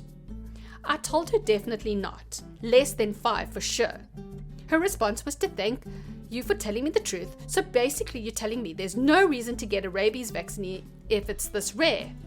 No, that's not what I'm telling you. I had to explain to her the reason that it's so low in our pet populace is because we vaccinate, but that it is still abundant in our wildlife. I had to explain to her that there are places in the world where rabies is a real threat to people because of stray dogs. The kicker? She lived on an acreage. Her dog is exposed to so much wildlife. I don't even understand the reasoning. Do you think your dog is going to get autism? And why did you call me at 2 a.m. to ask this? As a pediatrician, this is my bread and butter. In all honesty, most of the anti-vax parents are that way because they have done their research and want to protect their kids. Just because they don't have the training or inclination to separate real science from fake science isn't their fault. It's my job as their pediatrician to make sure they know we both want the same thing, their child's health and safety. Once you develop a trusting relationship, I found a good 90+% of my anti-vaxxers will convert. I'd much rather have invested but misguided parents than parents that don't care about their kids. I'm in nursing school and did a research project on this very subject. It amazes me that there are so many HCPs talk crap about these people because it's reality. Getting mad at anti-vaxxers will only perpetuate the problem by strengthening their resistance to change and their conviction. If someone tells you you're wrong, most people don't take that very well. Creating healthy conversation around the subject where each party can express their feelings without judgment is definitely the way to go. Thanks for your input. I totally agree. Not a doctor, but medical staff working in a very disadvantaged community. Deal with anti-vaxxers constantly. In my workplace, they are anti-vax for some religious reason or just because. I'm never happy about it, but it only really upsets me when a parent denies vaccines for their child or when the IV drug users and addicts refuse them. It's like, sir, you inject crazy dangerous stuff into yourself every day. What's a vaccine going to do?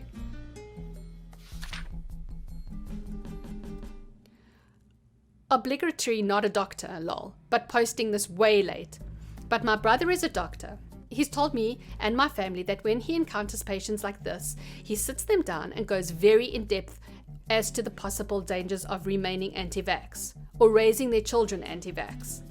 He says that in a fair amount of cases, this works very well, and they decide to go ahead with vaccines. A lot of the cases he sees that involves anti-vaxxers are people who are just scared and misinformed. However, there are the occasional parents who believe they're right. Some of these are helpless, and he definitely feels exasperated by them. But he's got a job to do. As for some, the trick is done by naming and explaining many of the terrible diseases and consequences of remaining anti-vax.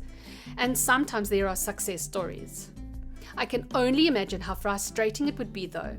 I definitely look up to him as I am seeking to enter the healthcare profession in the future as well. Several times, though one sticks out in my mind. It was 3 years ago and the patient had come in for a general checkup. They were 6 months pregnant and with their third baby.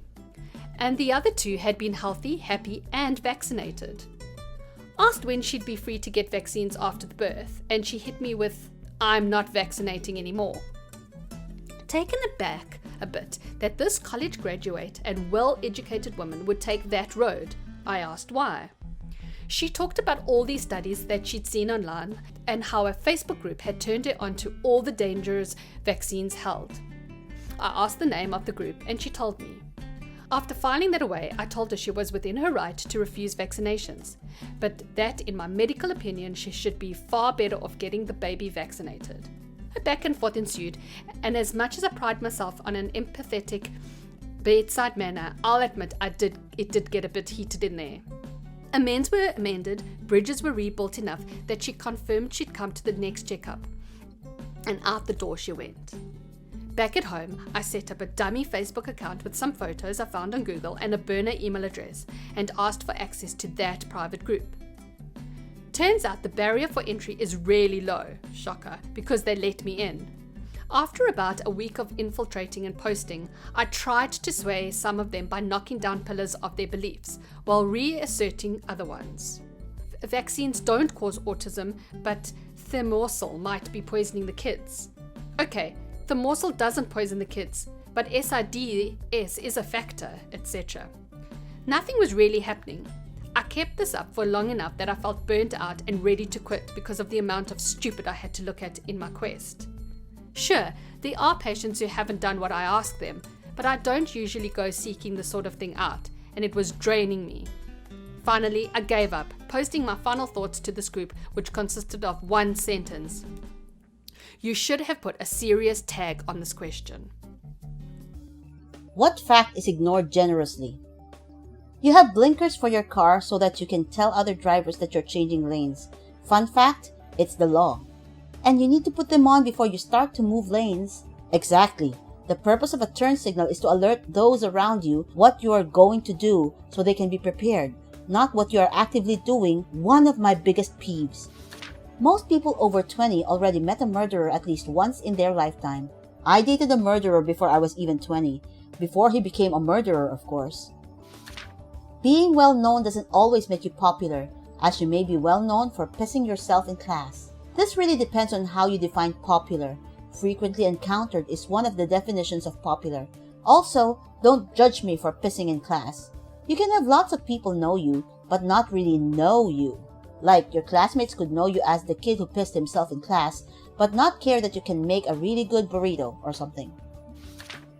You don't have to be wrong for someone else to be right. Orcas and dolphins aren't happy in those aquatic parks. Baffled that this isn't intuitive or obvious to most people, the majestic and spacious ocean, or a tiny tank surrounded by 40 loud creatures. It has been said that one of nature's cruelest jokes was to give the dolphin a permanent smile. Most people are not very smart, and even the smart ones are dumb sometimes, and dumb ones can get dumber. People spend the majority of their lives chasing money without understanding how it works. Then please tell me how it works. Deconstruct what it is. We commonly think that money facilitates, is a middleman for, a transaction of labor for goods. So more money means you're entitled to either more goods or more labor. But most people don't understand how to use money differently.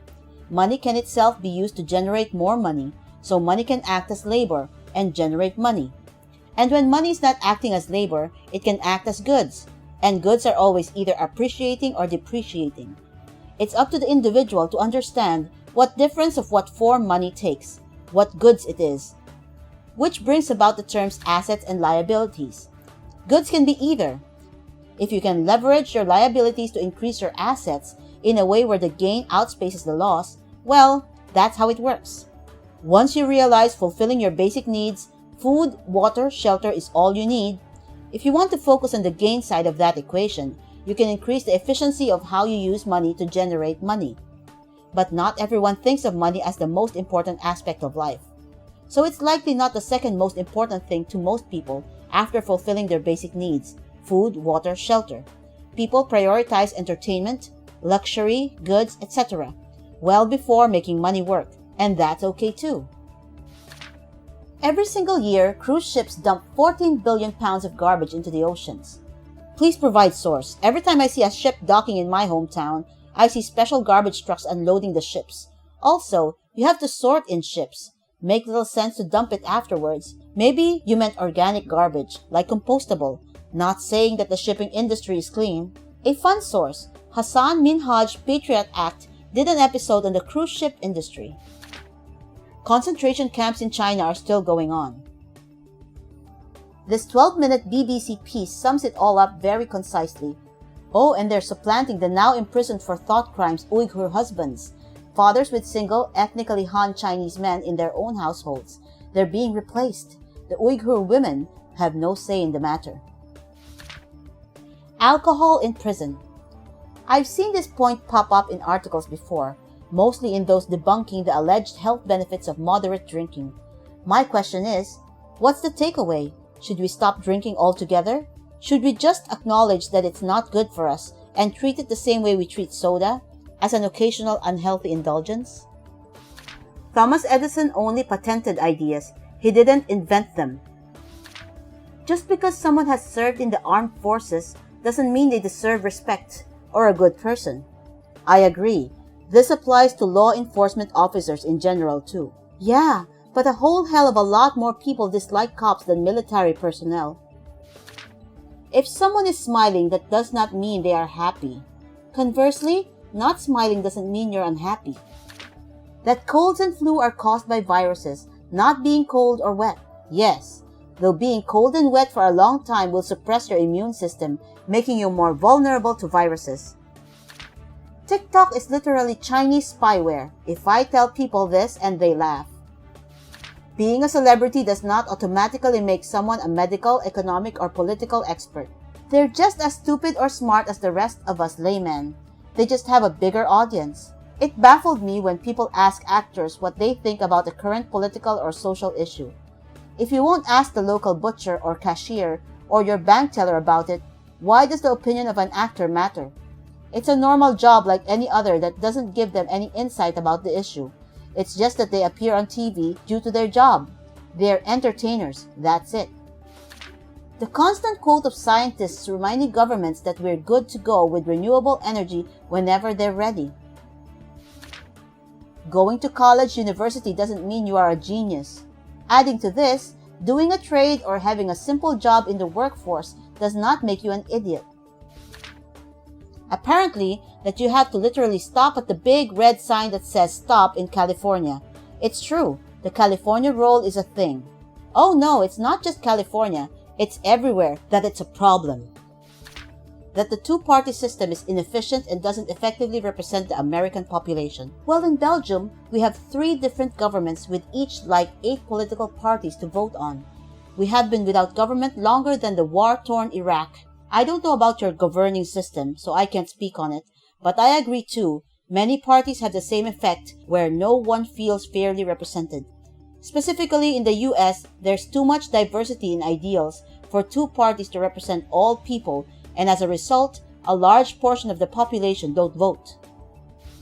Just because I hate Trump doesn't mean I love Obama and or Hillary. My mom always said, in the Trump-Hillary campaign, they are both bad. They will both crash and burn eventually, but you're better off voting for X because that person is lesser than the 2 evils. Then I questioned her, why do I care about an American election? We aren't American. This always irritated me. Arguably the greatest country of the 20th century in some aspects, and they had to choose between Trump and Clinton. 4 years later, and now their options are Trump and Biden? This is the country who had Washington, Lincoln, Roosevelt, FDR, JFK. Get your things together, America. Most consumer goods are made by either slaves or by people earning a fraction of $1 a day. We have enough money and resources to lift them out of poverty but then our phones and shoes wouldn't be so cheap. Sadly, our phones and shoes aren't that cheap. We're just giving most of our money to the brand and its advertising marketing firm when we purchase a product made for cents on the dollar. When we pay hundreds of dollars for, let's say, an iPhone, and the person making it gets a few cents from that, is the consumer really the source of the problem? Just because you are in the vocal minority, it doesn't mean you are right. And on the flip side, being in the mob majority doesn't mean you're right either. That science can't prove a negative. Show that vaccines don't give autism? We have never found that they do in the many studies done, but you can't have positive proof for something negative. Astronomer here, I'm getting a lot of messages lately about how a comet or asteroid is going to hit us and coronavirus is a cover-up for it. More than the usual conspiracy theories, I think people are bored at home and projecting existential dread on this stuff. These messages always lead to the person saying, "But can you prove no asteroid is about to hit us?" And I can't do that. None of the known ones do. Yes, but one could always come from the direction of the sun like the Russian meteorite a few years ago. I can always only explain about a specific object, or how you can't do a government cover-up over an asteroid discovery, etc. But people now obsess over that incredibly tiny chance I can't say it won't happen with 100% absolute certainty. It's frustrating because this is not a thing people should be worried about compared to our very real troubles right now, but you can tell they're worried that I can't say it 100% will never happen. 5G does not cause COVID-19. Fun fact, if you literally stood a foot from a 5G tower, you would still be receiving more radiation from the sun than from the tower. And yet some people still choose to believe COVID-19 is somehow just radiation poisoning from these towers. Rick Astley's real full name is Richard Paul Astley. Most specifically, that you are going to die. It's easy to say, of course I know everyone will die one day, but it's harder for people to truly understand that I will die one day, and that day is probably not as far off as I think. That a high-energy gamma ray burst can kill all life on Earth, and any moment, such a thing could happen and we will see it only when it arrives. It's funny. This is one of the scenarios I use to philosophically consider what universal right and wrong is in relation to human right and wrong. If entire galaxies can just be eradicated in an unfeeling burst of pure destruction, and yet time continues on, what does that mean of that cosmic intent we always attribute to everything? Without much elaboration, I always conclude that it's all simply right because if it exists, then its presence and influence on time and space is absolutely necessary for all that is to be. What's a short, clean joke that gets a laugh every time? A blind man walks into a bar, and a table, and a chair. I didn't see that coming. What do you call a dog that does magic tricks? A labracadabrador. Forever regretting the E I put on the end of my name. Just tell people you're Dumbledore's dog. I've found a job helping one-armed typist do capital letters. It's shift work. This reminds me of the joke about the zoo that's so broke it only has one animal, a dog. It's a Shih Tzu. How many opticians does it take to change a light bulb? 1 or 2? How many Freudian physioanalysts does it take to change a light bulb? 2. 1 to change the light bulb and 1 to hold the penis. Ladder. How many psychologists does it take to change a light bulb? Only 1, but the light bulb really has to want to change. What do the movies Titanic and The Sixth Sense have in common? I see dead people. Reminds me a bit of Dara O'Brien. Oh, Avatar, it picks up where Titanic left off, in as much as half the cast are blue. All sort of works for the start of Avatar, The Last Airbender. 2 clowns are eating a cannibal. One turns to the other and says, "I think we got this joke wrong." The chief of a cannibal tribe is talking to his prisoner as he warms up his cooking pot. He asks the prisoner about his occupation, and the prisoner informs him he was an editor for a newspaper. "In that case, I have good news," the chief says. "You are soon to be editor-in-chief." 2 cannibals are eating a clown. One turns to the other and says, "Does this taste funny to you?" What's E.T. short for? He's only got little legs. What does E.T. stand for? Someone stole his chair. Follow up to that joke. What does E.T. stand for? The national anthem. I used to be addicted to soap, but now I'm clean. People say I'm addicted to brake fluid, but I can stop anytime I want. I used to be addicted to the hokey pokey, but I turned myself around. So what if I don't know what Armageddon means? It's not the end of the world. Stuart Francis slightly adjusted it to, I misspelled Armageddon. Wasn't the end of the word. Have you heard about those new corduroy pillows? They're making headlines. Did you hear about the invention of the wheel? They say it started a revolution, but it was the invention of the broom that really swept the nation. I bought the world's worst thesaurus yesterday. Not only is it terrible, it's terrible. To the guy who stole my MS Office, I will find you, you have my word. What's orange and sounds like a parrot? A carrot. What's loud and sounds like an apple? An apple. What's brown and sticky? A stick. How do you tell the gender of an ant? Put it in a glass of water. If it sinks, it's a girl ant. If it floats, it's boy ant. A dyslexic man walks into a bra. If life gives you melons, you probably have dyslexia. If you have a bar, you'll need lemons. If you have melons, you'll need a bra. I poured root beer in a square glass. Now I just have beer. I'd save a lot of money if this actually worked. What's the difference between a BMW and a porcupine? A porcupine has pricks on the outside.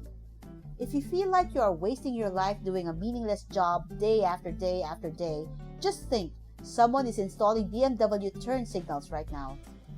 Oh wow, I'm glad I sorted by top posts of the month and found this gem.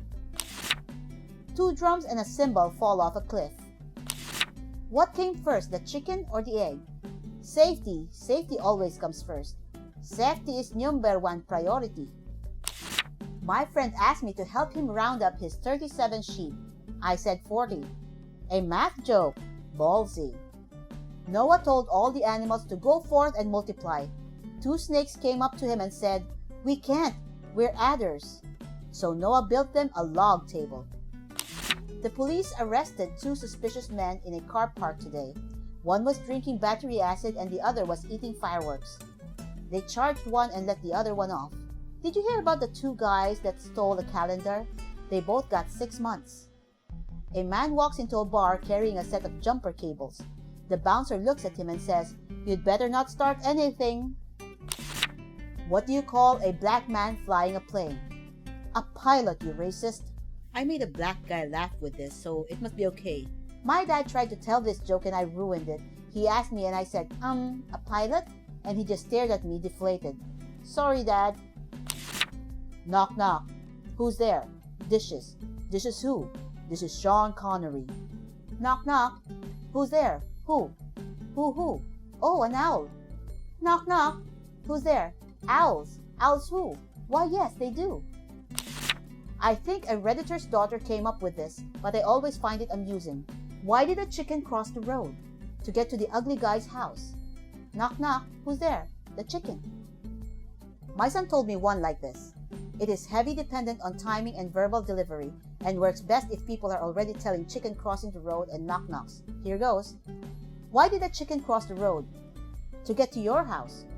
Pause enough to let people think, oh, okay, like it's just a bad joke, then continued with, knock, knock. Who's there? Low voice filled with dread and a face to go with it. The chicken.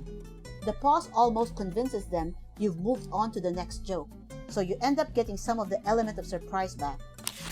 What's the difference between in-laws and outlaws? Outlaws are wanted.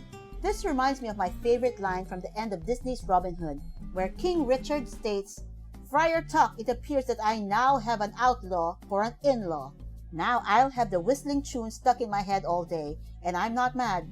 When I put that movie on for my nephew, 30 years after I apparently watched it all the time, I still knew every line, lyric, everything."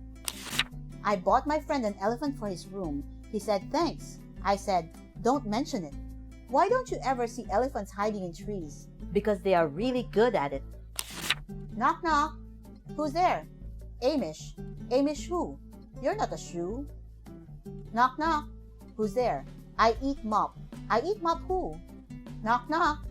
Who's there? Europe. Europe who? No, Europe who? Kids and juvenile adults love this if you sound sufficiently indignant on the last line. How did a hipster burn his mouth? He ate the pizza before it was cool. How many hipsters does it take to change a light bulb? It's a pretty obscure number. You've probably never heard of it. If a tree falls in the woods and no one is around to hear it, does a hipster buy its album? Question. Why do cows have hooves instead of feet? Answer. They lack toes. Actually, the hooves are their toenails. They do have toes. They don't have heels. My girlfriend asked if I would stop listening to Oasis. I said maybe. My girlfriend is strange. She starts every sentence with, "Are you even listening?" My wife thinks I'm nosy. At least that's what she scribbles in her diary. How do you talk to dead Italians? With a Luigi board. What do you get if you drop a French fry on a Danish? The Siege of Paris. How do you find Will Smith in the snow? You look for fresh prints. I think this would be better if you said, "For the fresh prints." Still funny. What's a short, clean joke that gets a laugh every time? A Mexican magician says he will disappear on the count of 3. He says, "Uno, dos, poof!" He disappeared without a tres. I have a Polish friend who's a sound technician. Oh, and a Zek one too. A Zek one too. Zek one too. Think this is now my new favorite joke. Have you heard of Murphy's Law? Yes, anything can go wrong will go wrong. What about coleslaw? No, it's a thin sliced cabbage dipped in mayonnaise and sour cream. The Secret Service just had to change protocol for when the president is in danger. Instead of yelling, "Get down," they have to yell, "Donald Duck!" Now that's goofy. What happened to the man running in front of the car?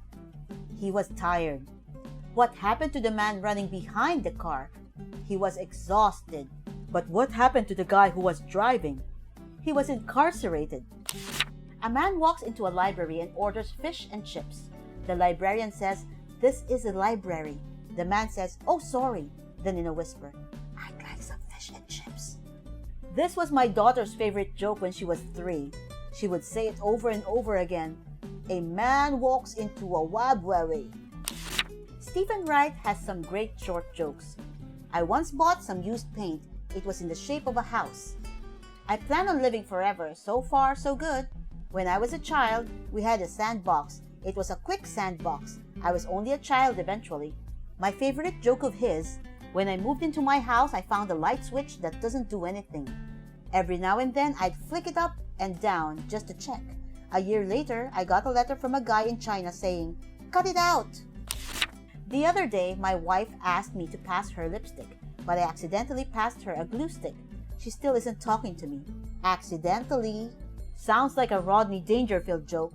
Can just picture him delivering this with his little knee shake he does. Do you use your right hand to stir your coffee? I use a spoon. How does a rabbi make his coffee? He brews it. How do you make water holy? You boil the hell out of it. What did you say at confession? I don't know, but it's none of my business. Dr. Frankenstein entered a bodybuilding contest. Upon arrival, he realized he misunderstood the objective. I guess he was gravely mistaken. That was a monstrous mistake. Why do blind people hate skydiving? It scares the hell out of their dogs. How can you spot a blind man at a nude beach? It isn't hard. Short, clean joke. What do you call a psychic little person who has escaped from prison? A small, medium, at large. What do you call a smug prisoner walking downstairs? A condescending condescending. That's another good one. Wanna know the last thing Grandpa said before he kicked the bucket? Wonder how far I can kick this bucket. He then tragically lost his footing and fell over the cliff from which he was kicking it. I've been told I'm condescending. That means I talk down to people. What do you call a midget prisoner escaping by climbing down the outside prison wall? A little condescending. If they're a fortune teller, then that would make them a small, medium, at large. It's hard to explain puns to kleptomaniacs because they always take things literally. I don't get this joke, but I'm stealing it. Why could the lifeguard not save the hippie? He was too far out, man. When you look really closely, all mirrors look like eyeballs. And if you chew one, it tastes like glass. All glass tastes like blood when you chew it. Guy walks into a bar and orders a fruit punch. Bartender says, "Pal, if you want a punch, you'll have to stand in line." Guys look around, but there is no punchline. This one works better as one of those really long jokes that can add a ton of personal flair to get people brought in. Johnny asks his dream girl to prom. She says yes. He waits in line for flowers, tux, limo, tickets, everything is perfect. And she wants a punch. That kind of joke is called a shaggy dog story. What do you get when you cross a cow and an octopus? A call from the ethics committee and immediate revocation of your grant funding. What do you get when you cross an elephant with a rhino? L if I know. What do you get when you cross a lesbian dinosaur and a lickalofbus? Why is Peter Pan always flying? He never lands. This joke never gets old. I don't get it. I'm lost, boys. Nice. What do you do if you see a spaceman? Park in it, man. What do you do if you see a fireman? Put it out, man. What's the difference between a good joke and a bad joke timing? Subtle. Even works textually. I love it. My favorite way to do this is to ask a coworker as I'm passing, then deliver the punchline hours later. Communism jokes aren't funny unless everyone gets them. Why do communists only drink herbal tea? Because proper tea is theft. Why don't ants get sick? Because they have little antibodies. Where does the king keep his armies? In his sleeveys. My friend says to me, "What rhymes with orange?" I said, "No, it doesn't. I want to see a Who's On First comedy scene with this joke. A la, what rhymes with orange? No, it doesn't. What do you mean? Does nothing rhyme with orange? No, that doesn't rhyme either. Well, I know that doesn't rhyme. I'm asking what rhymes with orange. No, it doesn't. And so on and so forth. What did the pirate say when he turned 80 years old? Aye, matey. What happened when a pirate attempted to recite the alphabet? He got lost at sea. People in Dubai don't like the Flintstones. People in Abu Dhabi do. As someone living in Abu Dhabi, that made me expel air from my nose. I live in Dubai and I got the same reaction. My wife told me I had to stop acting like a flamingo, so I had to put my foot down. My wife told me to quit playing Wonderwall on guitar. I said maybe. Somebody once told me to stop playing Smash Mouth. I said, hey now. What's the difference between a hippo and a zippo? One is really heavy and the other is a little lighter. What's the difference between a T-bone steak and a meteorite? One is meaty and the other is a little meteor. What's the difference between an eggplant and an elephant? They're both purple except the elephant. Why did the old man fall in the well? Because he couldn't see that well. Why is one side of the V longer when ducks fly? There are more ducks on that side. Why did the girl fall off the swing? Because she didn't have any arms. What do we want? Low-flying airplane noises. When do you want them? Meow. What do we want? Time travel. When do we want it? It's irrelevant. When do we want it? Yesterday. What do we want? Faster than light travel. Tell me a joke about potassium. K. Okay, now tell me one about sodium. Nah. What do you call a French man wearing sandals? Philippe Philope. Damn, late again. Redditor for 5 years, last activity was this exact comment on this exact joke 1 year ago. That is some serious dedication to horrible pun. What time does Sean Connery go to Wimbledon? 10ish? Does Sean Connery like herbs? Yes, but only partially. Knock knock. Who's there? Dishes. Dishes who? Dishes Sean Connery. Doctors of Reddit. What's the biggest case of faking it you've ever seen? Taking trauma call during surgery residency. Had a prisoner come in after a fight and claimed he couldn't move or feel his legs. All the CT scans and MRIs were normal, but we would shield his legs so he couldn't see them and poke them with needles and other sharp objects with enough force to cause pain.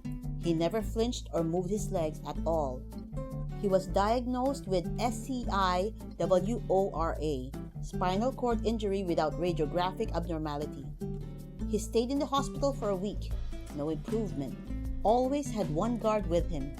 One night they were down in the lobby watching some television, but the guard needed to use the restroom. The patient said, Where could I possibly go? I'm paralyzed. Guard left him alone for 2 minutes. Patient last seen sprinting down the road, naked butt cheeks flapping in the breeze, making it to a city 4 hours away by car before he was caught again. I have never seen anyone fake it so well, truly playing the long con. Why? Question stands for both faking it and his daring escape. The faking it was for the escape. The escape is because, as I understand it, prison sucks. Patient was convinced she had a melanoma and needed a biopsy and would need to be on workers' comp. I told her it looked like ink from a marker. She demanded a biopsy. I wiped the area off with an alcohol swab and showed her the ink and that there was no spot on her skin anymore. She stormed out threatening to sue. I'm glad I cured her melanoma. But, she didn't want to be cured, you charlatan. Real-life miracle worker here. Had a patient come in for a fall who now couldn't move their legs at all. Did a bunch of tests, didn't find anything. The patient was not at all fazed by suddenly being paralyzed, which was the first red flag. Didn't really believe anything was wrong, but the patient was still not moving their legs. My options are to admit for a huge workup or get them to walk. So I updated them saying everything is fine, tests are negative, you can go home. Patient gets up, gets dressed, and walks out without a word. So I update them saying everything is fine, tests are negative, you can go home. Patient gets up, gets dressed, and walks out without a word. We had a patient faking a seizure, so my supervisor told one of us to get the brain needle. The patient made a miraculous and swift recovery without it. That's the best part about most of these stories, when they make up some form of fake machine so that the patient stops faking. Cracks me up every time. Fake problems require fake solutions. Young 18 to 20 woman went running into small rural hospital ER pretending to have abdominal pain. Police officer had tagged her going 40 kilometers over the limit, which was stunt driving as per the new law in Ontario, impound and license suspension automatic. Cop followed her into ER and apparently said he'd be waiting for her when she left. Locum staff, such as I, were housed at a small B&B about 15 minutes away, and the ER had pre-printed order sets to be done before we arrived. When I arrived, she flat out admitted she just came in because she freaked out and didn't stop. I told her we'd give her 45 minutes to call her parents, family before I booted her. Except BHCG came back positive, and the subsequent ultrasound came back showing extremely early ectopic. Officer figures out something is up when he hears air ambulance call come in over radio. She was completely asymptomatic and just worked out that she dodged both charges and a life-threatening issue by accident. It was definitely a wow moment. My brother was an EMT for 2 years, and he told me this. People will try to use the ambulance as a means for transportation from Fulton to Oswego because the hospital is in Oswego by faking seizures.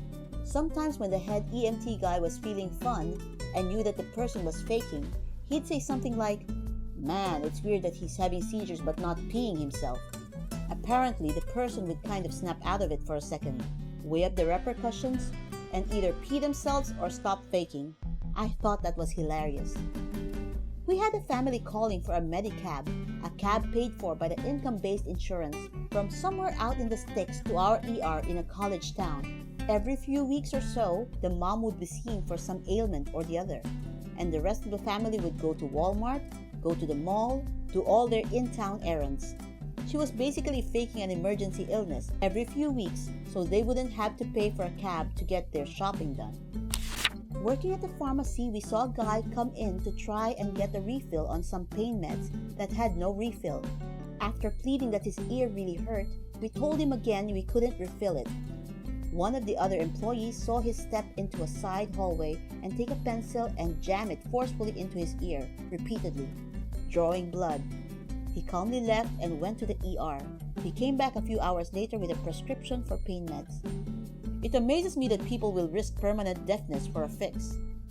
Could a patient be denied pain meds for intentionally harming themselves to get them? I'm just wondering if that behavior can be countered with refusal of meds.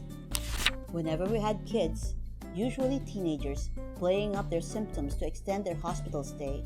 We would order them into a healthy lifestyle. Lights out at 9, no screen time for 2 hours before bedtime, healthy diet, chock full of fruits and vegetables, screen time limits, minimum number of laps around the unit per day to get in their exercise.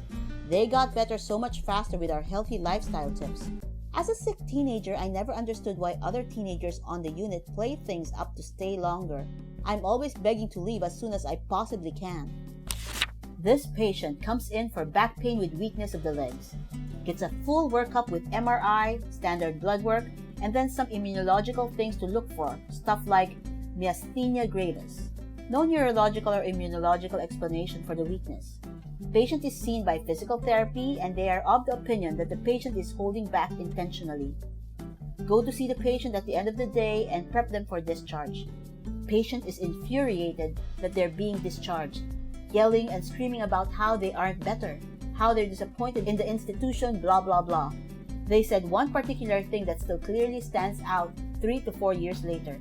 I can't believe you're sending me home already. I haven't even told my family I'm here, and now you're going to send me home before they even have the chance to see me? My attending and I leave the room to arrange things with the nurses. We go back in and the patient is out of bed and standing up in the middle of the room. Miraculously, the patient is able to walk with zero assistance when they had so much difficulty with any assistance over the previous 2 days. At that point, they were enraged. Was enraged, we went into the room without knocking. They were discharged home after a conversation regarding abuse of medical services. Was the patient's goal to have their family see them in the hospital? Had a patient when I was an intern feigning blindness. She would constantly be playing on her smartphone, only furiously trying to hide it when someone from the care team came into her room. The best was when my attending one day strolled past her room and threw his hand up in a highly exaggerated hello wave. She started to throw her arm up too, but caught herself halfway through, then threw her hand back into her lap and pretended to be staring off into nothing. A friend of mine likes to stick out her hand for a handshake when people come in feigning blindness. Nearly all of them instinctively meet her handshake. It's great to watch. How often does that happen? What is the patient trying to achieve? When people come in feigning blindness, yeah, seriously. Well, your blindness is pretty serious. I'm going to start you off with a number 360 quantity 80 mg of oxycodone. Noise of perforation ripping from prescription pad. I want you to take 3 every 8 hours. Nurse from an ophthalmologist here had a 21-year-old new patient claiming to be completely blind from a sudden and severe glaucoma diagnosis from a previous unknown doctor. Would feel around while walking, tried to keep eyes rolled back into his head, the whole 9 yards. He said he is a famous YouTube rapper that is now unable to make videos or earn a living. I exclaimed to have heard of him before and very excitedly asked him to search and show me his YouTube channel on my phone so that I could subscribe. He took my phone out of my hand and effortlessly found the YouTube app and typed away in the search bar. Oh, and of course, his eyes were back to normal and focused. I am amazed he didn't ask for a discount or to have a free checkup for some exposure. He was Medicaid, so it was free. But yeah, he did ask for a letter for his parole officer that he could use marijuana to treat his glaucoma. Bummer. He did not have glaucoma, and medicinal marijuana is illegal in the state of Texas. One time, my roommate, who is an ICU nurse, came to see one of my indoor soccer games. During the game, a player and the other team went down hurt and started screaming in pain and swearing and rolling around while holding his ankle before he was eventually helped off the field. He then limped over to where the fans sat and watched the rest of the game, brooding in silence before he left early. After the game, my roommate told me he was going to go over and see if there was anything he could do to help, until he saw the guy was limping on the wrong leg. I once saw a patient who had been faking paralysis of the legs for years, used a wheelchair, never walked, etc. Old records showed extensive imaging, neurology consults, and other tests that proved that the patient had full function of all extremities. Family, friends were just going along with it, not sure if it was really conversion disorder or if the patient had some secondary gain issue. That's so baffling. I'm a part-time wheelchair user and I don't know why anyone would choose to make the world more inaccessible to themselves. Not a doctor, but am a UK-based midwife. had a patient who had been in and out of hospital throughout her pregnancy with episodes of heavy bleeding. This was her 6th baby, so she was a fairly well-known patient in our unit. The issue was, no one had ever seen her actively bleeding. She'd called saying that she had bled down the toilet but flushed it, and in all the examinations we did came back completely normal, with mostly no evidence of any bleed whatsoever. On occasions during speculum examinations, we'd see the smallest amount of blood. I was caring for her during a shift where she yet again called to say she was bleeding. Walked into her room and found her jabbing around her vagina with a sharp object to make herself bleed. She had been doing it the entire pregnancy. The reason she gave? Because she had 5 noisy children at home, needed some rest, and knew wouldn't admit her to hospital if it wasn't for a good reason. She would do it anytime her being discharged home was mentioned. We ended up having to complete a perinatal mental health referral and consult with our safeguarding midwives as she was putting herself and baby at risk of serious harm. Imagine being so exhausted with your family that you feel the need to stab yourself in the vagina. Yikes! I hope that woman found the help she needed. My cousin got glasses. Her 7-year-old little sister also wanted glasses because she thought it was so cool to wear them. So she started telling her teacher she couldn't read what was on the chalkboard, and she'd squint at home and go incredibly close to the TV to watch things because she said she couldn't see things clearly. Her parents got worried and took her to the doctor. She read everything wrong on the vision test.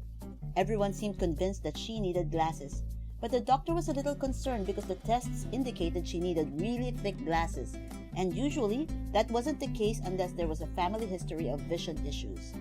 Her parents both had 20/20 vision, and her sister only had astigmatism. They all realized she was faking it. So, the doctor told her parents in front of her that she'd need some pretty intense eye surgery so she'd be able to see without glasses. They even wheeled in a machine to make it convincing, to say they could do the surgery right then and there. She freaked out, confessed to faking it all, and started to cry. She got grounded for a while. I wanted glasses as a small child too. Went to the ophthalmologist, purposely misread all the charts. The doctor pulled a chair of glasses out from a drawer. I put them on, read all the lines perfectly. Turns out they were fake glasses for just this situation. Frames with glass, not prescription lens. Luckily, my parents didn't punish me, just stressed how important it is not to lie, and let me learn my lesson from being embarrassed at being caught in the lie. When I was a medical student, I worked in the pediatric side of the emergency room, and we would give popsicles to all the kids. One afternoon, an 8-year-old came in with his father, and I asked what was wrong.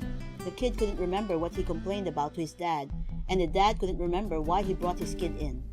The kid's mom was a nurse. She was working at another hospital at the time, and she was the one who would keep track of these things. Anyway, after a few minutes trying to figure out what was going on, the kid asked, "So, can I have my popsicle now?" The kid was 100% healthy. Unfortunately, we reinforced bad behavior, and both the kid and the dad subsequently left with popsicles. When I was in preschool, I got a ribbon for good behavior. For some unknown reason, idiotic 3-year-old me decided to stick the safety pin from the ribbon up my nose, and I couldn't get it out. Neither could my parents. So off to the pediatrician's office. Since it was nearby, my dad bundled me up, put me in the stroller, and walked there. Since it was winter, the cold air ended up opening up my nostrils, and the safety pin came out when we got to the clinic. Nevertheless, they offered a coupon for ice cream, and my dad was having none of it. No way were they rewarding my stupidity. Doctors of Reddit, what's the biggest case of faking it you've ever seen? Years ago, I had a patient who had been rear-ended in an auto accident a few weeks before I saw her. She had a history of lupus. She was decked out in the usual I'm crippled paraphernalia: crutches, neck brace, elbow braces, wrist braces, knee braces, and could barely walk. I saw her a couple of times and she showed no improvement. One Saturday I was on call but had to take a backstreet route to the hospital because of an event taking place on the main thoroughfare. I apparently drove through her neighborhood because, wonders behold, there she was wearing old lady spandex, power walking down the sidewalk, holding weights in both hands. I did not call out to her. Next week, she was back in clinic with her I'm crippled get up on again. A few weeks later, I got the subpoena for the deposition, and it all became clear. What did you do at that point? We need part 2 of this story. I could not have sworn under oath that I had absolutely positively identified that woman power walking. I know it was her. I later confirmed she lived in that area. She and her attorney could have argued that it was her sister or daughter or cousin or whatever. So I just honestly answered all the questions during the deposition. Many I could not answer because I did not see her immediately after the accident. I could, however, honestly say that I thought she had a good prognosis and was likely to recover fully. By the way, it is not unusual for patients seeking compensation through some legal process to exaggerate the degree of their injuries. Everybody involved in the process understands this. It is, however, incumbent upon the patient to maintain their act in a believable fashion. Not a doctor, but I was in the ER one night and there was a seeking drug addict who literally only acted in pain when there was staff around. You ever see those videos where the little kid is fine and then they spot the parent and then bawl, then immediately stop and be fine when the parent is out of view? Exactly like that. Sat fine, no movements or wincing or noises. Then wailing when a nurse was in the same vicinity. Then back to fine when they left. A few weeks ago, I had a vulvar biopsy. I was petrified of this procedure and I didn't know how to ask the doctor if I'll be given pain meds because of people like this. There is no way to even frame the question without sounding like a drug seeker. I ended up not needing anything at all, but still, figure it's a legit question, but you can't ask it. 4th year medical student. On my ER rotation, and a trauma came in from a woman that they had been arrested. During the drive, the patient banged her head 4 times against the window of the police car and then went unresponsive. She came to us with a bruise over her forehead and unresponsive.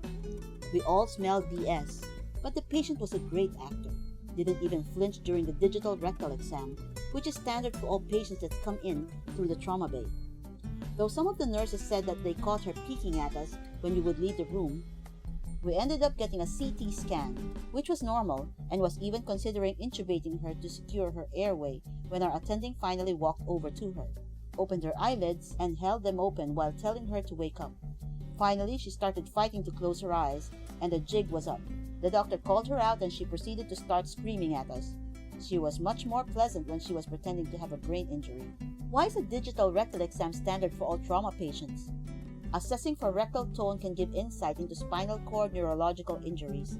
Presence of blood in the rectum could indicate GI pelvic trauma. Truthfully, recent studies have debated its usefulness and reliability, especially given the potential for making a traumatic situation more traumatic for a patient. But my institution still doesn't. Not a doctor, but nurse. I once read a specialist's consultation report, and at the end of the report, the actual diagnosis given was fictitious ailment. Oh, dang. Is a fictitious ailment something that can be noted in their medical records? There's actually a psychiatric diagnosis of factitious disorder, factitious with an A, which is a fake illness for primary gain. In example, the patient likes being in the sick role. This is contrasted with malingering, which is for secondary gain like missing school, work, lawsuit settlements, etc. Audiologist, hearing specialist, have worked in private sector with legal claims and with the VA handling veterans' claims of hearing loss. With those two populations, having people faking hearing loss is pretty common.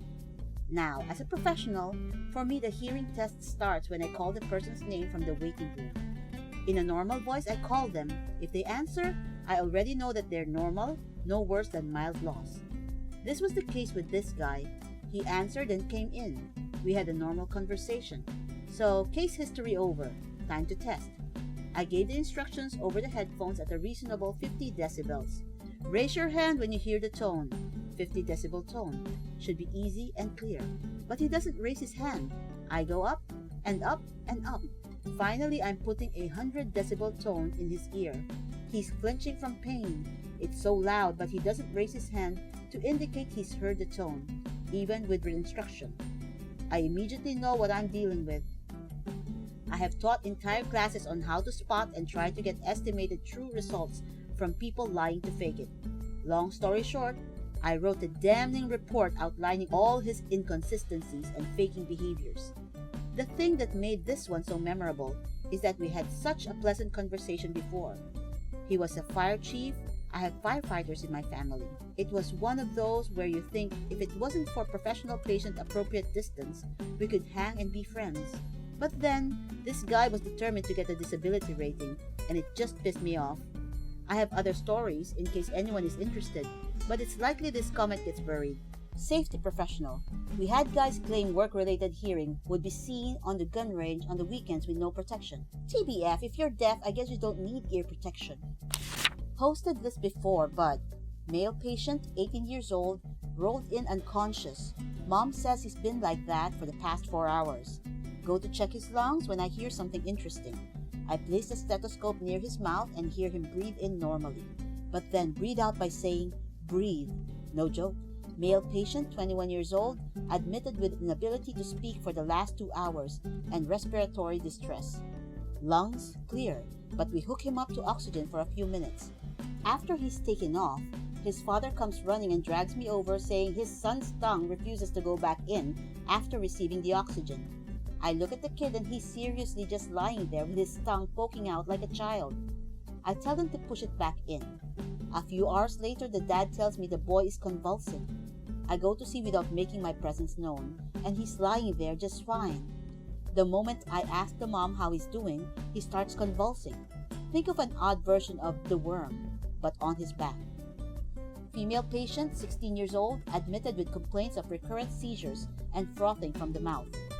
I look at her and she's literally blowing spit bubbles. I check her reflexes, everything is intact. The moment I turn away to check on another patient, she suddenly becomes rigid and the spitting intensifies. Male patient, 30 years old, unconscious and completely unresponsive for 6 hours. This guy was totally dedicated to his act. I initially approached it as a stroke, but when the blood pressure, ECG, reflexes, pupils, etc. all are normal, I started checking pain sensation. He slowly began to open his eyes and groan as I asked him to tell me his name, but the moment his Achilles tendon was pressed, he suddenly sat up, stated his name, and declared himself cured. Female patient, 17 years old, complained of respiratory distress and convulsions.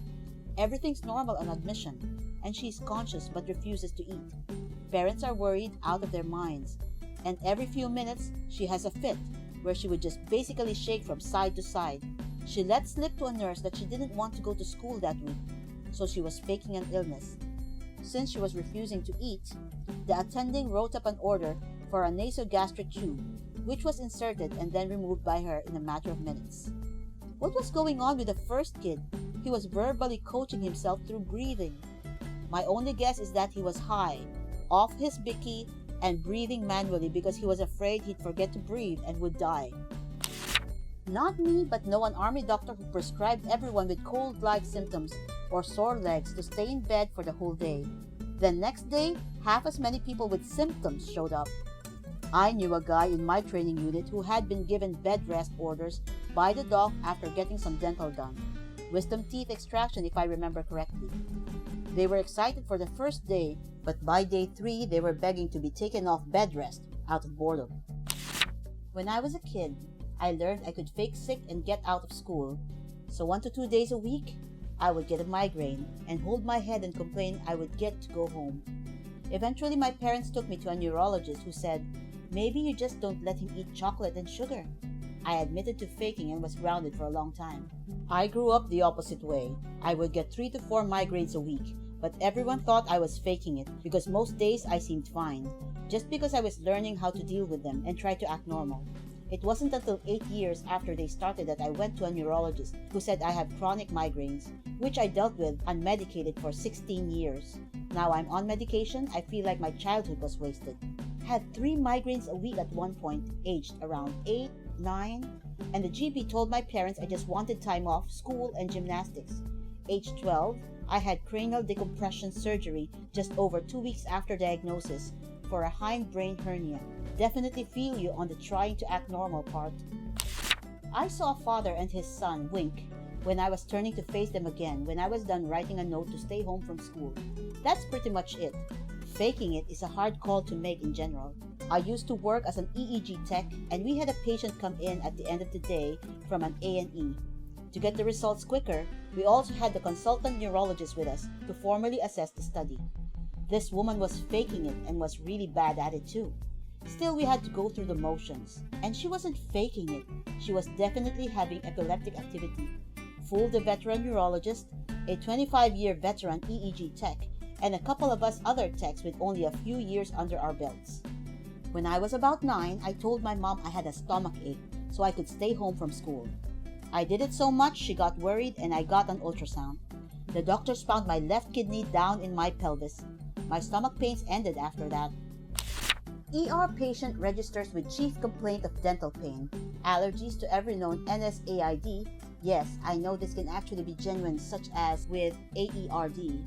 This is a small rural hospital, so I happened to see this guy go across the hall to the lounge and help himself to a big mug of hot black hospitality quality coffee and proceed to drink it in the waiting area. On asking about the dental pain, he reports that the pain is severe and worsened by drinking cold or hot liquids. His head and neck exam are non-acute, and he is discharged to home with instructions for supportive care, including ice packs and follow-up with his dentist ASAP.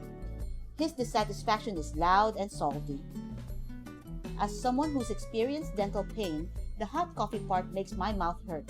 Hot drinks never bothered my teeth much, but I couldn't drink ice water for about 15 years. When I was a kid, I would plan my sick days way ahead of time. Had an old thermos that I would pour leftover milk, meat, whatever, leave it on the windowsill in my bedroom, just letting it fester for a month. Of course, the thermos was closed, so no smells escaped. I set an alarm in the middle of the night, dumped the contents of the thermos on my rug, and ran in to tell my dad I was throwing up and so sick. However, this thermos monstrosity filled the entire condo up with horrible smells, and both me and my dad ended up puking into the tub at the same time every time we tried to clean up the rug. He had to take the day off work too. Needless to say, I never pulled that again. I was worried you were going to drink it in order to make yourself sick. Thank goodness that is not what happened. I'm not that big of a monster, just a normal gremlin. My mom's an ER nurse, and she said, once, some crazy lady came in and complained that she had the whooping cough. And whenever she coughed, she followed it with a loud whoop. She's doing it wrong. That's a coughing whoop. Exactly. The right way is to whoop before you cough. Whoop cough. Obligatory, not a doctor. I was an EMT and had a frequent flyer who rotated through various chief complaints, one which was complete blindness, emphasis on complete. We did our duty, of course, got him on board, took vitals, BLS'd him to the nearest hospital, but we occasionally had a bit of fun with him. One of the blindness calls, we noted that he walked a rather narrow and windy path from his trailer to the rig without any issue. Once on board the rig, when asked for his insurance card, he fingered through his wallet and fetched it from among a mass of cards without issue. When asked direct questions, he met our gaze and followed it when our heads moved. When I pointed all this out to him, his only response was to quickly look at something over my shoulder and stammer through, "No, I'm blind. Okay, our mistake then. Off we go." Well, in all fairness, I can pick out individual cards from the vast accumulation of stuff in my wallet without looking, simply because I always put things in the same place all the time, and I know how it all feels. Folds, peeling plastic, and such. Doctors, therapists of Reddit, do you have any "no, that's not normal" stories? If so, what abnormality, habit / oddity did the patient have thinking it was normal? I had a patient with a cut in his mouth casually say, "You know when you're chewing on some glass and..." I had to stop him and ask for clarification. Apparently, after he finished a bottle of beer, he would just bite into it. He said he liked the feeling of chewing on the glass. Nice guy though. To address a request for more context, I was a paramedic student using a clinical rotation in the ER. Guy comes in complaining of bleeding, more than usual. I don't know if it was Pica thing, but he did admit to frequently and recently prior meth use. Wait, are you his therapist or his doctor? I don't know which I prefer. I was just an EMT at the time. No one else was answering the question, and I thought my story fit. I have always had trouble breathing during exercise, but my mom said I was just lazy and called me the family couch potato. I always had a cough that would linger for months after a cold or flu. So in general, I coughed all winter. My mom called it a winter cough, and don't worry about it. My college roommate was worried about my cough and recommended I go to the doctor. I was like, oh no, it's just a winter cough. She was like, that's not a thing. Yeah, turns out I have permanently damaged lung from years of untreated asthma and pneumonia. I had a co-worker in college who had been coughing for a while, and I was trying to get him to the doctor. At some point he said, it's not that bad, it's just like that feeling when you just can't quite catch your breath, you know? I said, no, Jacob, I don't know, that's not normal. And eventually he let me drive him to the campus health center. He had pneumonia. I am a doctor. A guy came in complaining about constipation and back pain. His main complaint was constipation, as his back had been hurting for years and it had gotten so bad he can't get out of bed anymore and seldom eats. I get a bad feeling and order up some lab work. It comes back and it's like good with a few hiccups, but nothing unusual for a man in his age who hasn't been to a checkup in years. Bad feeling persists and I order a full body scan on him despite having no actual evidence of anything. And it's cancer. Every single bone in his spine was full of tumors. Really scares me as I've had back pain at this moment. I have this like 30 years though. And constipation, diagnosed as IBS, and colonoscopy last year. Nothing unusual, so likely okay. Poor guy. His intestinal obstruction was caused by worms.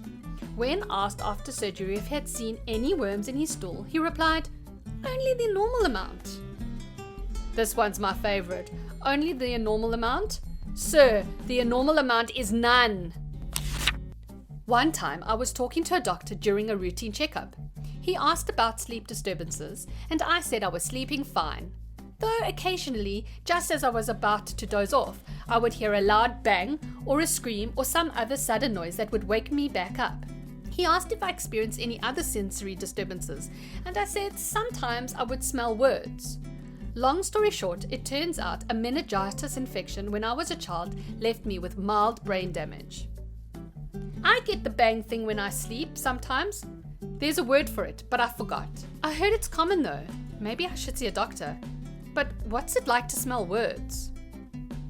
Varies. I assume it's like synesthesia, but I'm also assuming that happens all the time and in a predictable way.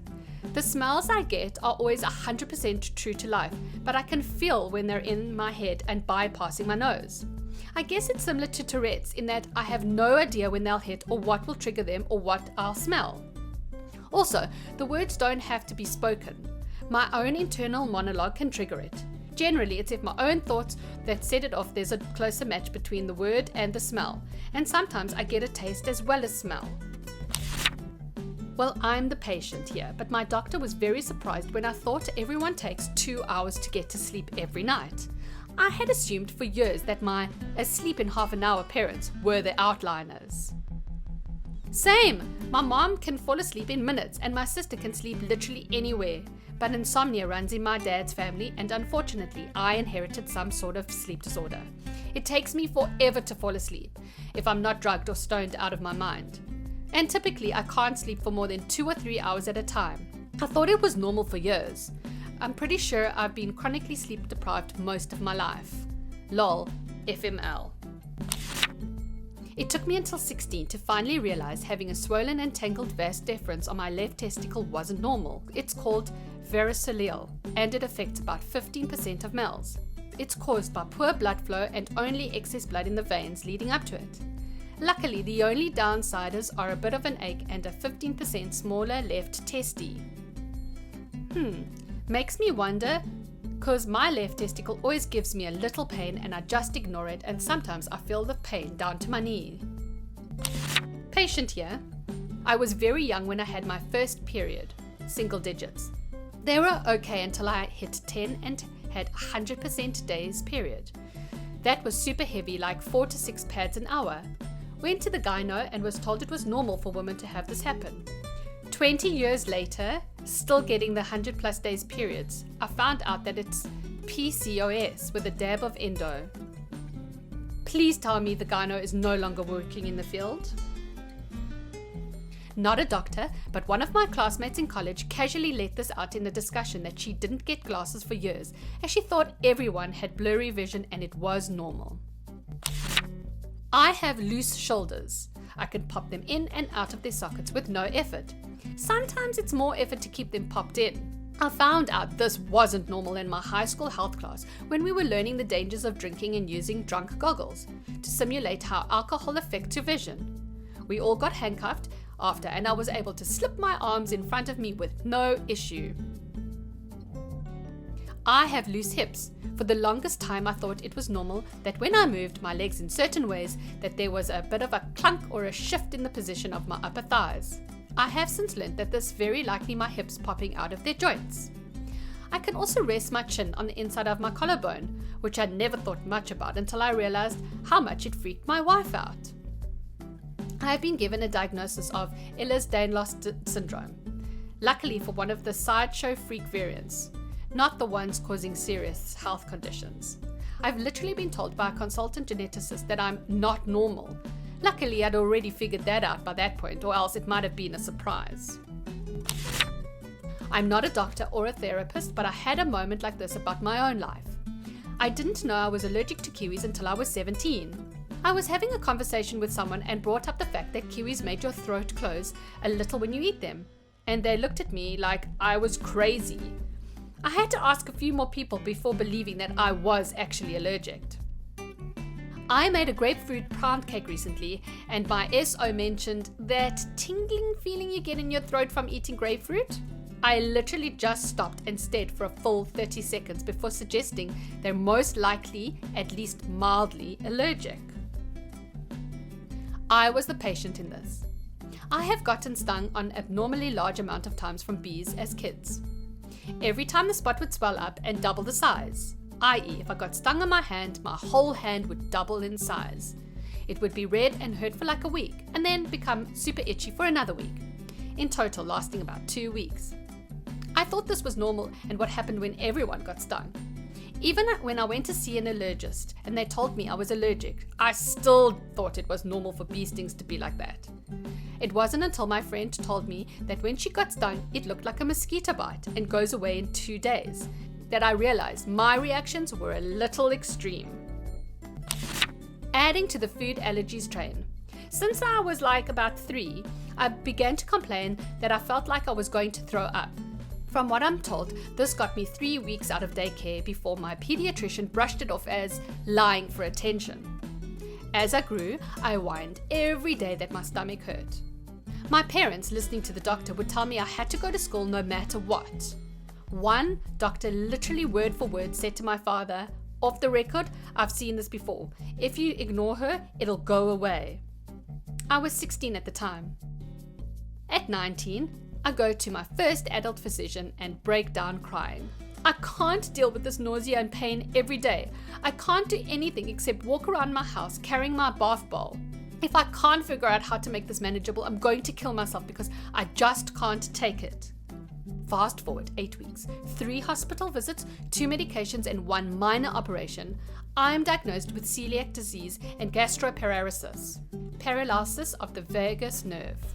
In addition, because they were left untreated for nearly 2 decades, I had jaundice from my liver failing. My kidneys were functioning at 70%, anemia, severe malnutrition, multiple polyps, and literal fungus growing along my intestinal tract because food literally sat there until it became rotten. TLDR, started complaining of a tummy ache at 3 years old. Complained continuously for the next 16 years, straight until a doctor actually listened, was diagnosed with celiac and gastroparesis. A ton of complications. What is some advice that is too late for you, but others ought to hear and consider? If you love someone, let them know. Rejection is better than a lifetime of wondering. If you love somebody, let them free. Sting. Even if they never placed the lotion in the basket. Put in an effort to maintain your relationships, romantic or otherwise. Always put in that effort. And leave a relationship where the other person refuses to put in effort, even when you try to talk about it. When I get my own place, I'm cutting off contact with my sister. She won't care since she hates me so much.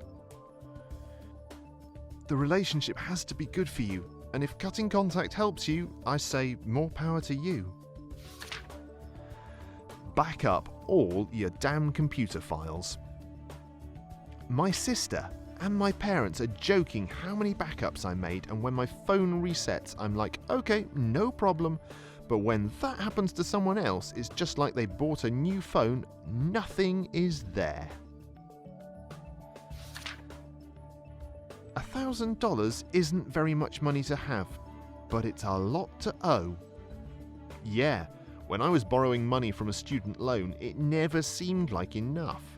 Now that I have to pay it back, I realize it was way too much. I told my daughter that for every scholarship she didn't apply for, because it wasn't a lot of money, she owed me that amount. For instance, she told me that she didn't want to try for one because it was $500, because it wasn't a lot when it came to college. I said, okay, now you owe me $500. Oh lordy, I don't have $500, that's a lot of money. Guess what? She applied and won. Phew. Sometimes teenagers can be so difficult. Sigh. She didn't lick it off the grass. The future is so immensely unpredictable.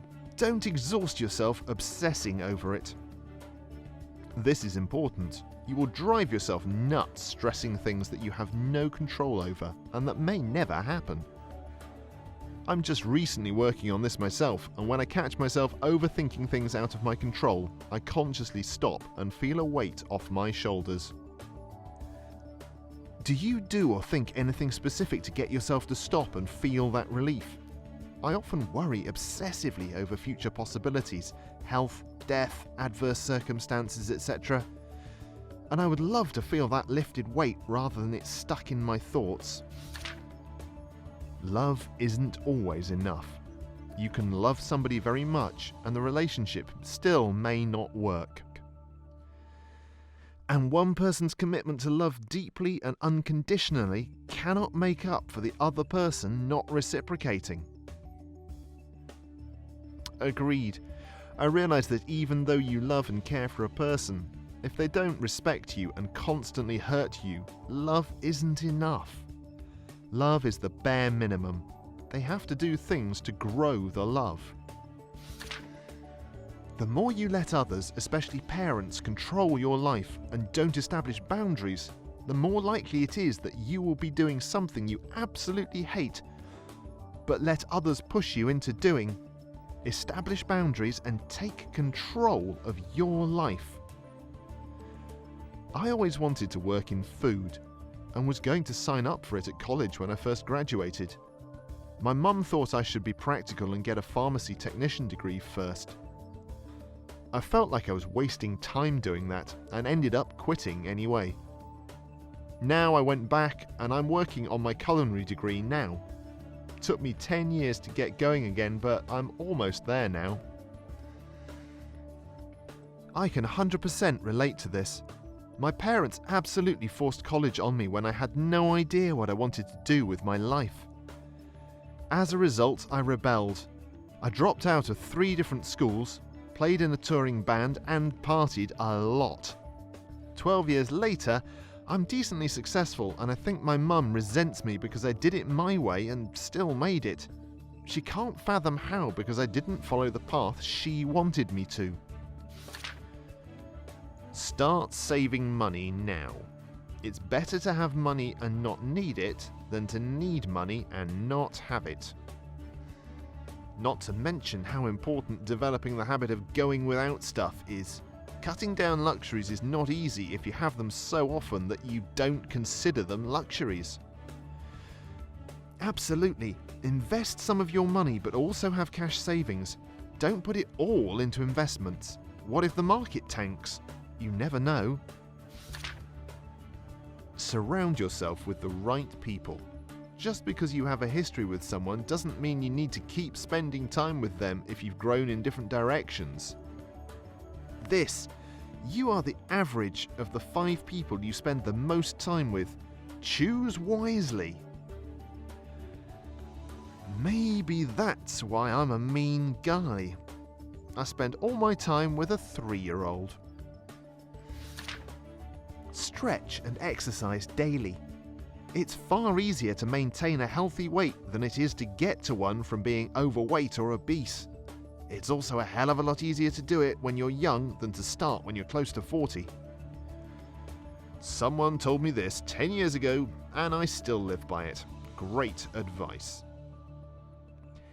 In an ideal scenario, quarantines aside, I'd want to do yoga, cardio, and lifting all in a week, even though I'd prefer to spend more time doing one more than others. Has anyone found a good balance between flexibility, cardio, and strength building routines while working full time? If something traumatizes you, seek help to come to terms with and deal with it. That thing can stick for a long time, and it stinks. Sadly, this help isn't easily available for everyone. Yup, that was one of the main problems for me. Then, when I tried to get help earlier last year, 11 years after the event, I couldn't talk about it, and the help was wasted. If your partner overreacts to trivial things and makes you beg for forgiveness early in the relationship, then they will most likely escalate to abuse. Get out before it gets that bad. It will only get worse, and it will only get harder to leave. Inclusively, overreacting doesn't mean they'll flip out and shout about it. Playing victim is also a form of overreacting and manipulation. Both forms train the other person to feel guilty and submissive to the other person. This is so true. I wish I had listened to this advice. My ex-husband overreacted the first time I made hot dogs for lunch. I asked him if he wanted ketchup and mustard. He flipped out and accused me for being insensitive for not remembering that he hated ketchup. For real? I said it's the first time I asked this question. Forget it. It turned into a big debate as to me being insensitive and him accusing me of trying to confuse him with another man who liked ketchup.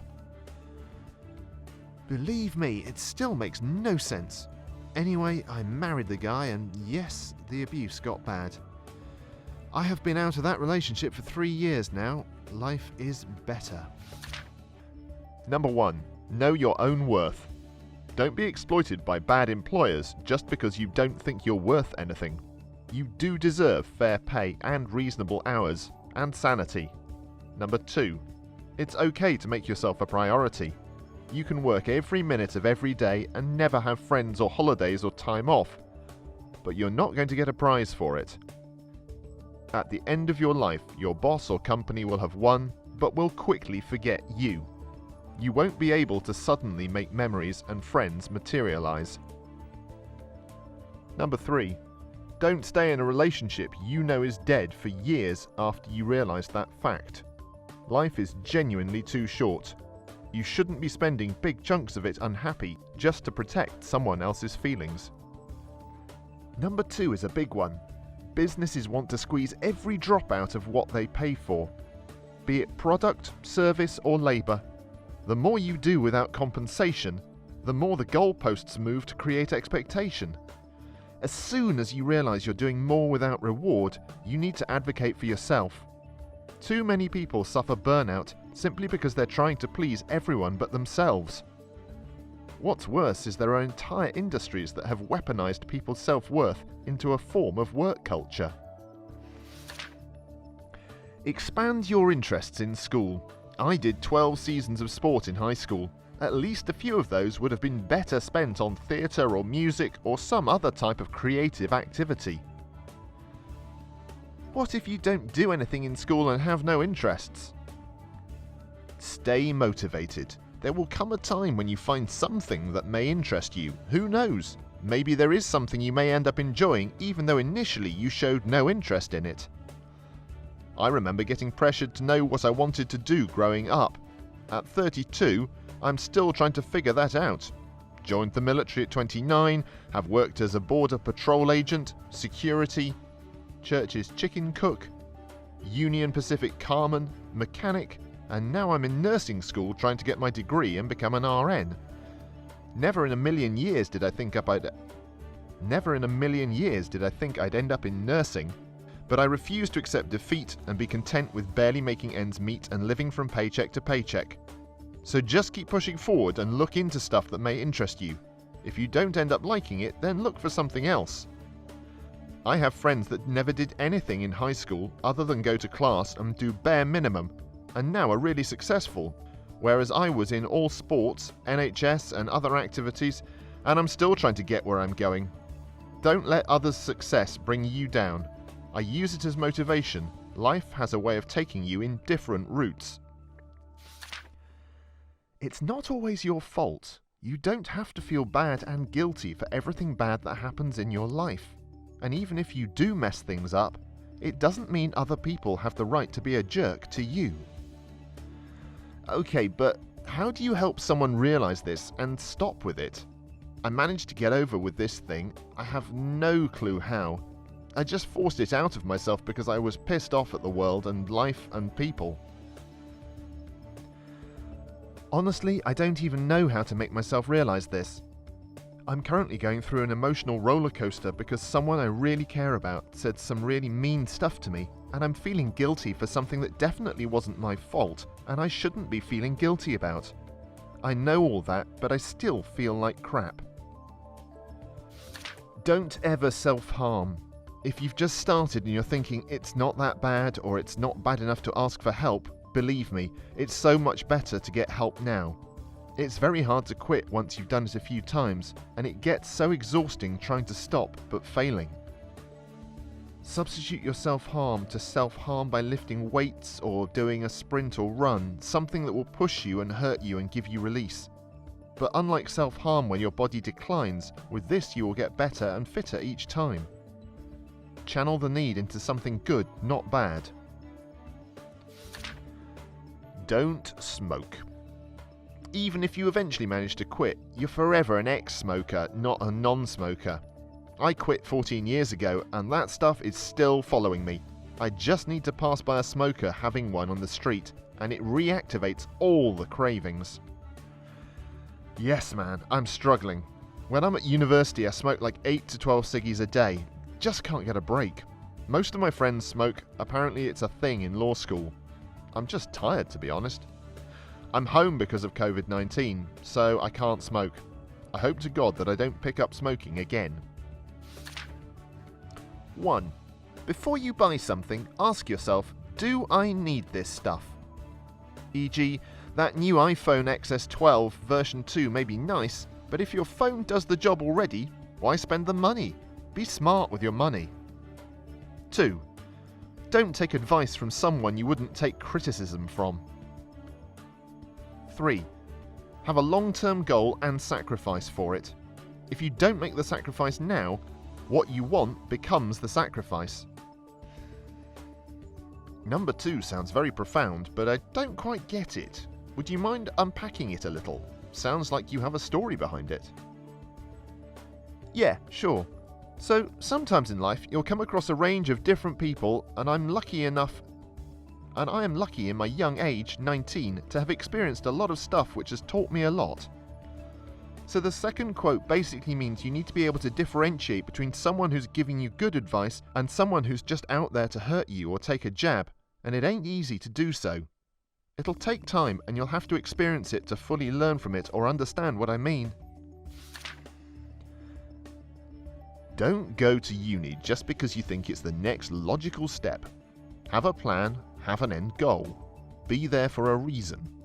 Moreover, if you realize that you're failing and losing the ability to function, reach out. There's so much help there just waiting for you. Don't end up like me, who had no real end goal, lost all desire and ability to do anything, and had to drop out with absolutely nothing to show for it. Don't believe your brain telling you you're unwanted unless you have actual proof that that's the case. Talk to someone first to see if it's true. I nearly pushed away and lost an amazing friend group before one caught on just enough to know something was wrong. But a lot of times it's way harder for people to see if someone's struggling. Often people will want to help, but they need to know there's a problem in the first place. If you're in college, do it right. Finish it right no matter how long it takes. Get the degree you actually want, and any minors or certs that make it better. Look up job offers for your degree and see what they expect. Maybe take an extra semester getting a cert in something like graphic information systems or a software while doing an internship. I took a bad degree because I was ready to be done with school due to my alcoholism. I was 1 year away from a really great degree, but I gave up and basically trashed the last 4. I can't reuse those classes for the proper degree either. Take your time. Does it matter if you get the highest type of degree, like a 1-1? Because I'm struggling to find motivation to study enough for that. Don't build your self-worth around money. No matter how much you make, it will never be enough, and the more you have, the more you fear losing. Find other ways to feel good about yourself than the size of your paycheck. Thanks, this post motivated me to keep writing. That's what I should have done 25 years ago.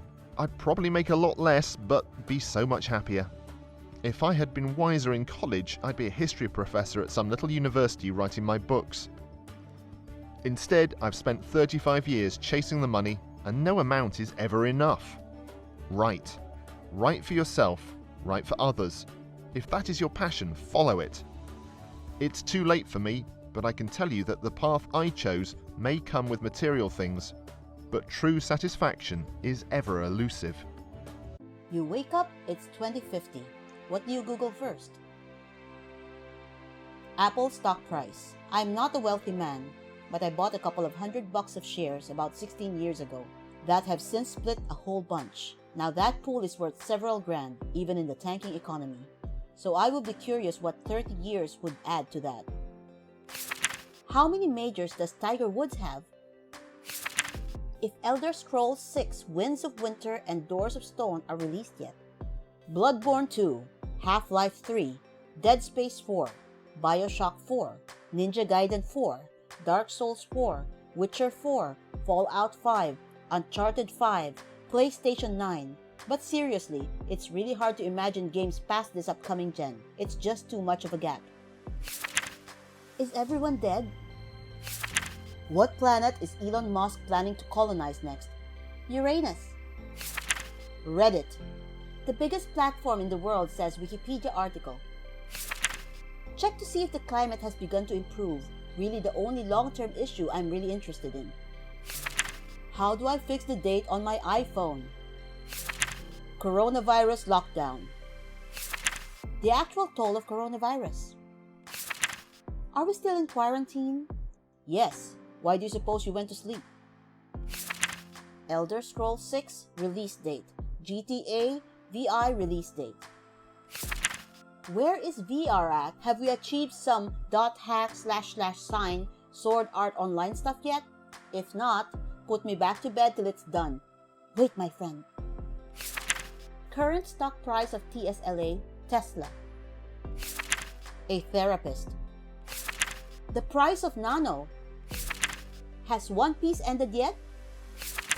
Are people still using Google? You start Googling the past, only to realize that Google's profit has outgrown every country's GDP. In 2030, Google started their own digital currency with huge corporate support, which made people more over from their national currency to the G-coin. In 2040, Google announced that every Google employee would be able to buy G-coin-enabled products with a discount, which in turn made everybody quit their job and take a job at Google. Any job, from janitor to health specialist. In 2050, Google's master plan came into place when they announced every Google employee, now more than 75% of the world's population, was able to live cost-free. If they would be part of the Google Nation, the world's first digital country. You walk outside and ask people, "Where am I?" The answer? "You're at Google now." We all are. 2030? I expect this to happen before the end of the year. All of the One Piece chapters I missed out on. The newest games in average FPS, also the nearest restaurant. Most importantly, Last of Us 2 release date. I bet that it's still delayed, LMFAO. Ooh, they delayed it again? They'll probably delay it 10 more times. Last 30 Super Bowls. Gotta see if the Vikings had made it over the hump yet. Lions probably still haven't won a playoff game since 1991 either. Nah, no Google. Straight to Reddit. Search up on Reddit. Titanfall 3, Shrek 5, Half-Life 3. Is the Queen still alive? How many Super Bowls have the Browns won? After the franchise was moved to San Antonio in 2034 and renamed in Roadrunners, they would go on to win 6 Super Bowls in a row. I'm guessing Cleveland was wiped out the map during World War III. Widening Gyre sequel. Where is everyone? What happened to Google? Good question. Betty White alive. She died when humanity stopped consuming wheat and sliced bread was no longer popular. Keith Richards' age. Firstly, what wars happened, and secondly, the map of the world. COVID-19 cures synthesis, then memorizes it and sends it to a doctor. Also, find out about a leading doctor and something about their life so they believe me. Minecraft. 700 million players online. Nice. When did human society die? 2000. Is FF7 Part 2 out yet? LOL. Discographies of all my fave bands and then do nothing but listen to everything they released in the meanwhile in the upcoming 3 months. Google the timeline and done. Betty White. Aliens. Elder Scrolls 6 release date. What happened in the rest of 2020? 2020 events. The president, don't know, first thing I thought of. Why I have a chip implanted in my brain that automatically Googles my thoughts? Because it's future. COVID-19 death count 2020. What's the minimum wage? How the hell we survived 2020? World War III. TES 6. The Elder Scrolls 6. When did World War III happen? Are Dawnguard and Dragonborn still selling for $20 each on Xbox Marketplace? Doors of Stone release date. How far we got in space? Before they found us? Won't be able to Google anything. Technology will outspace my understanding. My tech won't work anymore and Google will either be bankrupted or have evolved into something new. The stock market. Is One Piece done? Or how many JoJo parts are there? Half-Life 3 download. Cat videos? Cute. Well, technically I wouldn't know because I just woke up. I'd probably wake up and see myself in the mirror and think, what the happened to my face? Why is it so wrinkly? I would then Google how to get rid of wrinkles. Good point. Am I safe to go out without a face mask? No. And do not forget to radsuit. I'll Google google.com because I'll be a boomer. That's not how generations work. Is Google still a thing by then? I bet phrase Google it would exist even in 2050. More like Brain It, since Google will be implemented in our heads XD. COVID-19. COVID-19 is considered the least lethal of the COVID family. It was basically harmless compared to COVID-20 and COVID-21. What, if any, advances in space travel there has been? Mars colonialization. I'm hoping for advances in our understanding of wormholes, but I'll settle for Mars. How much is Bitcoin worth, and what is the most widely owned cryptocurrency? Imagine if you bought a Bitcoin when it was worthless. Oversimplified, World War III. Did North Korea fall, or is it the same shit show? World Cup winner since 2022. Best restaurant or cafe nearby?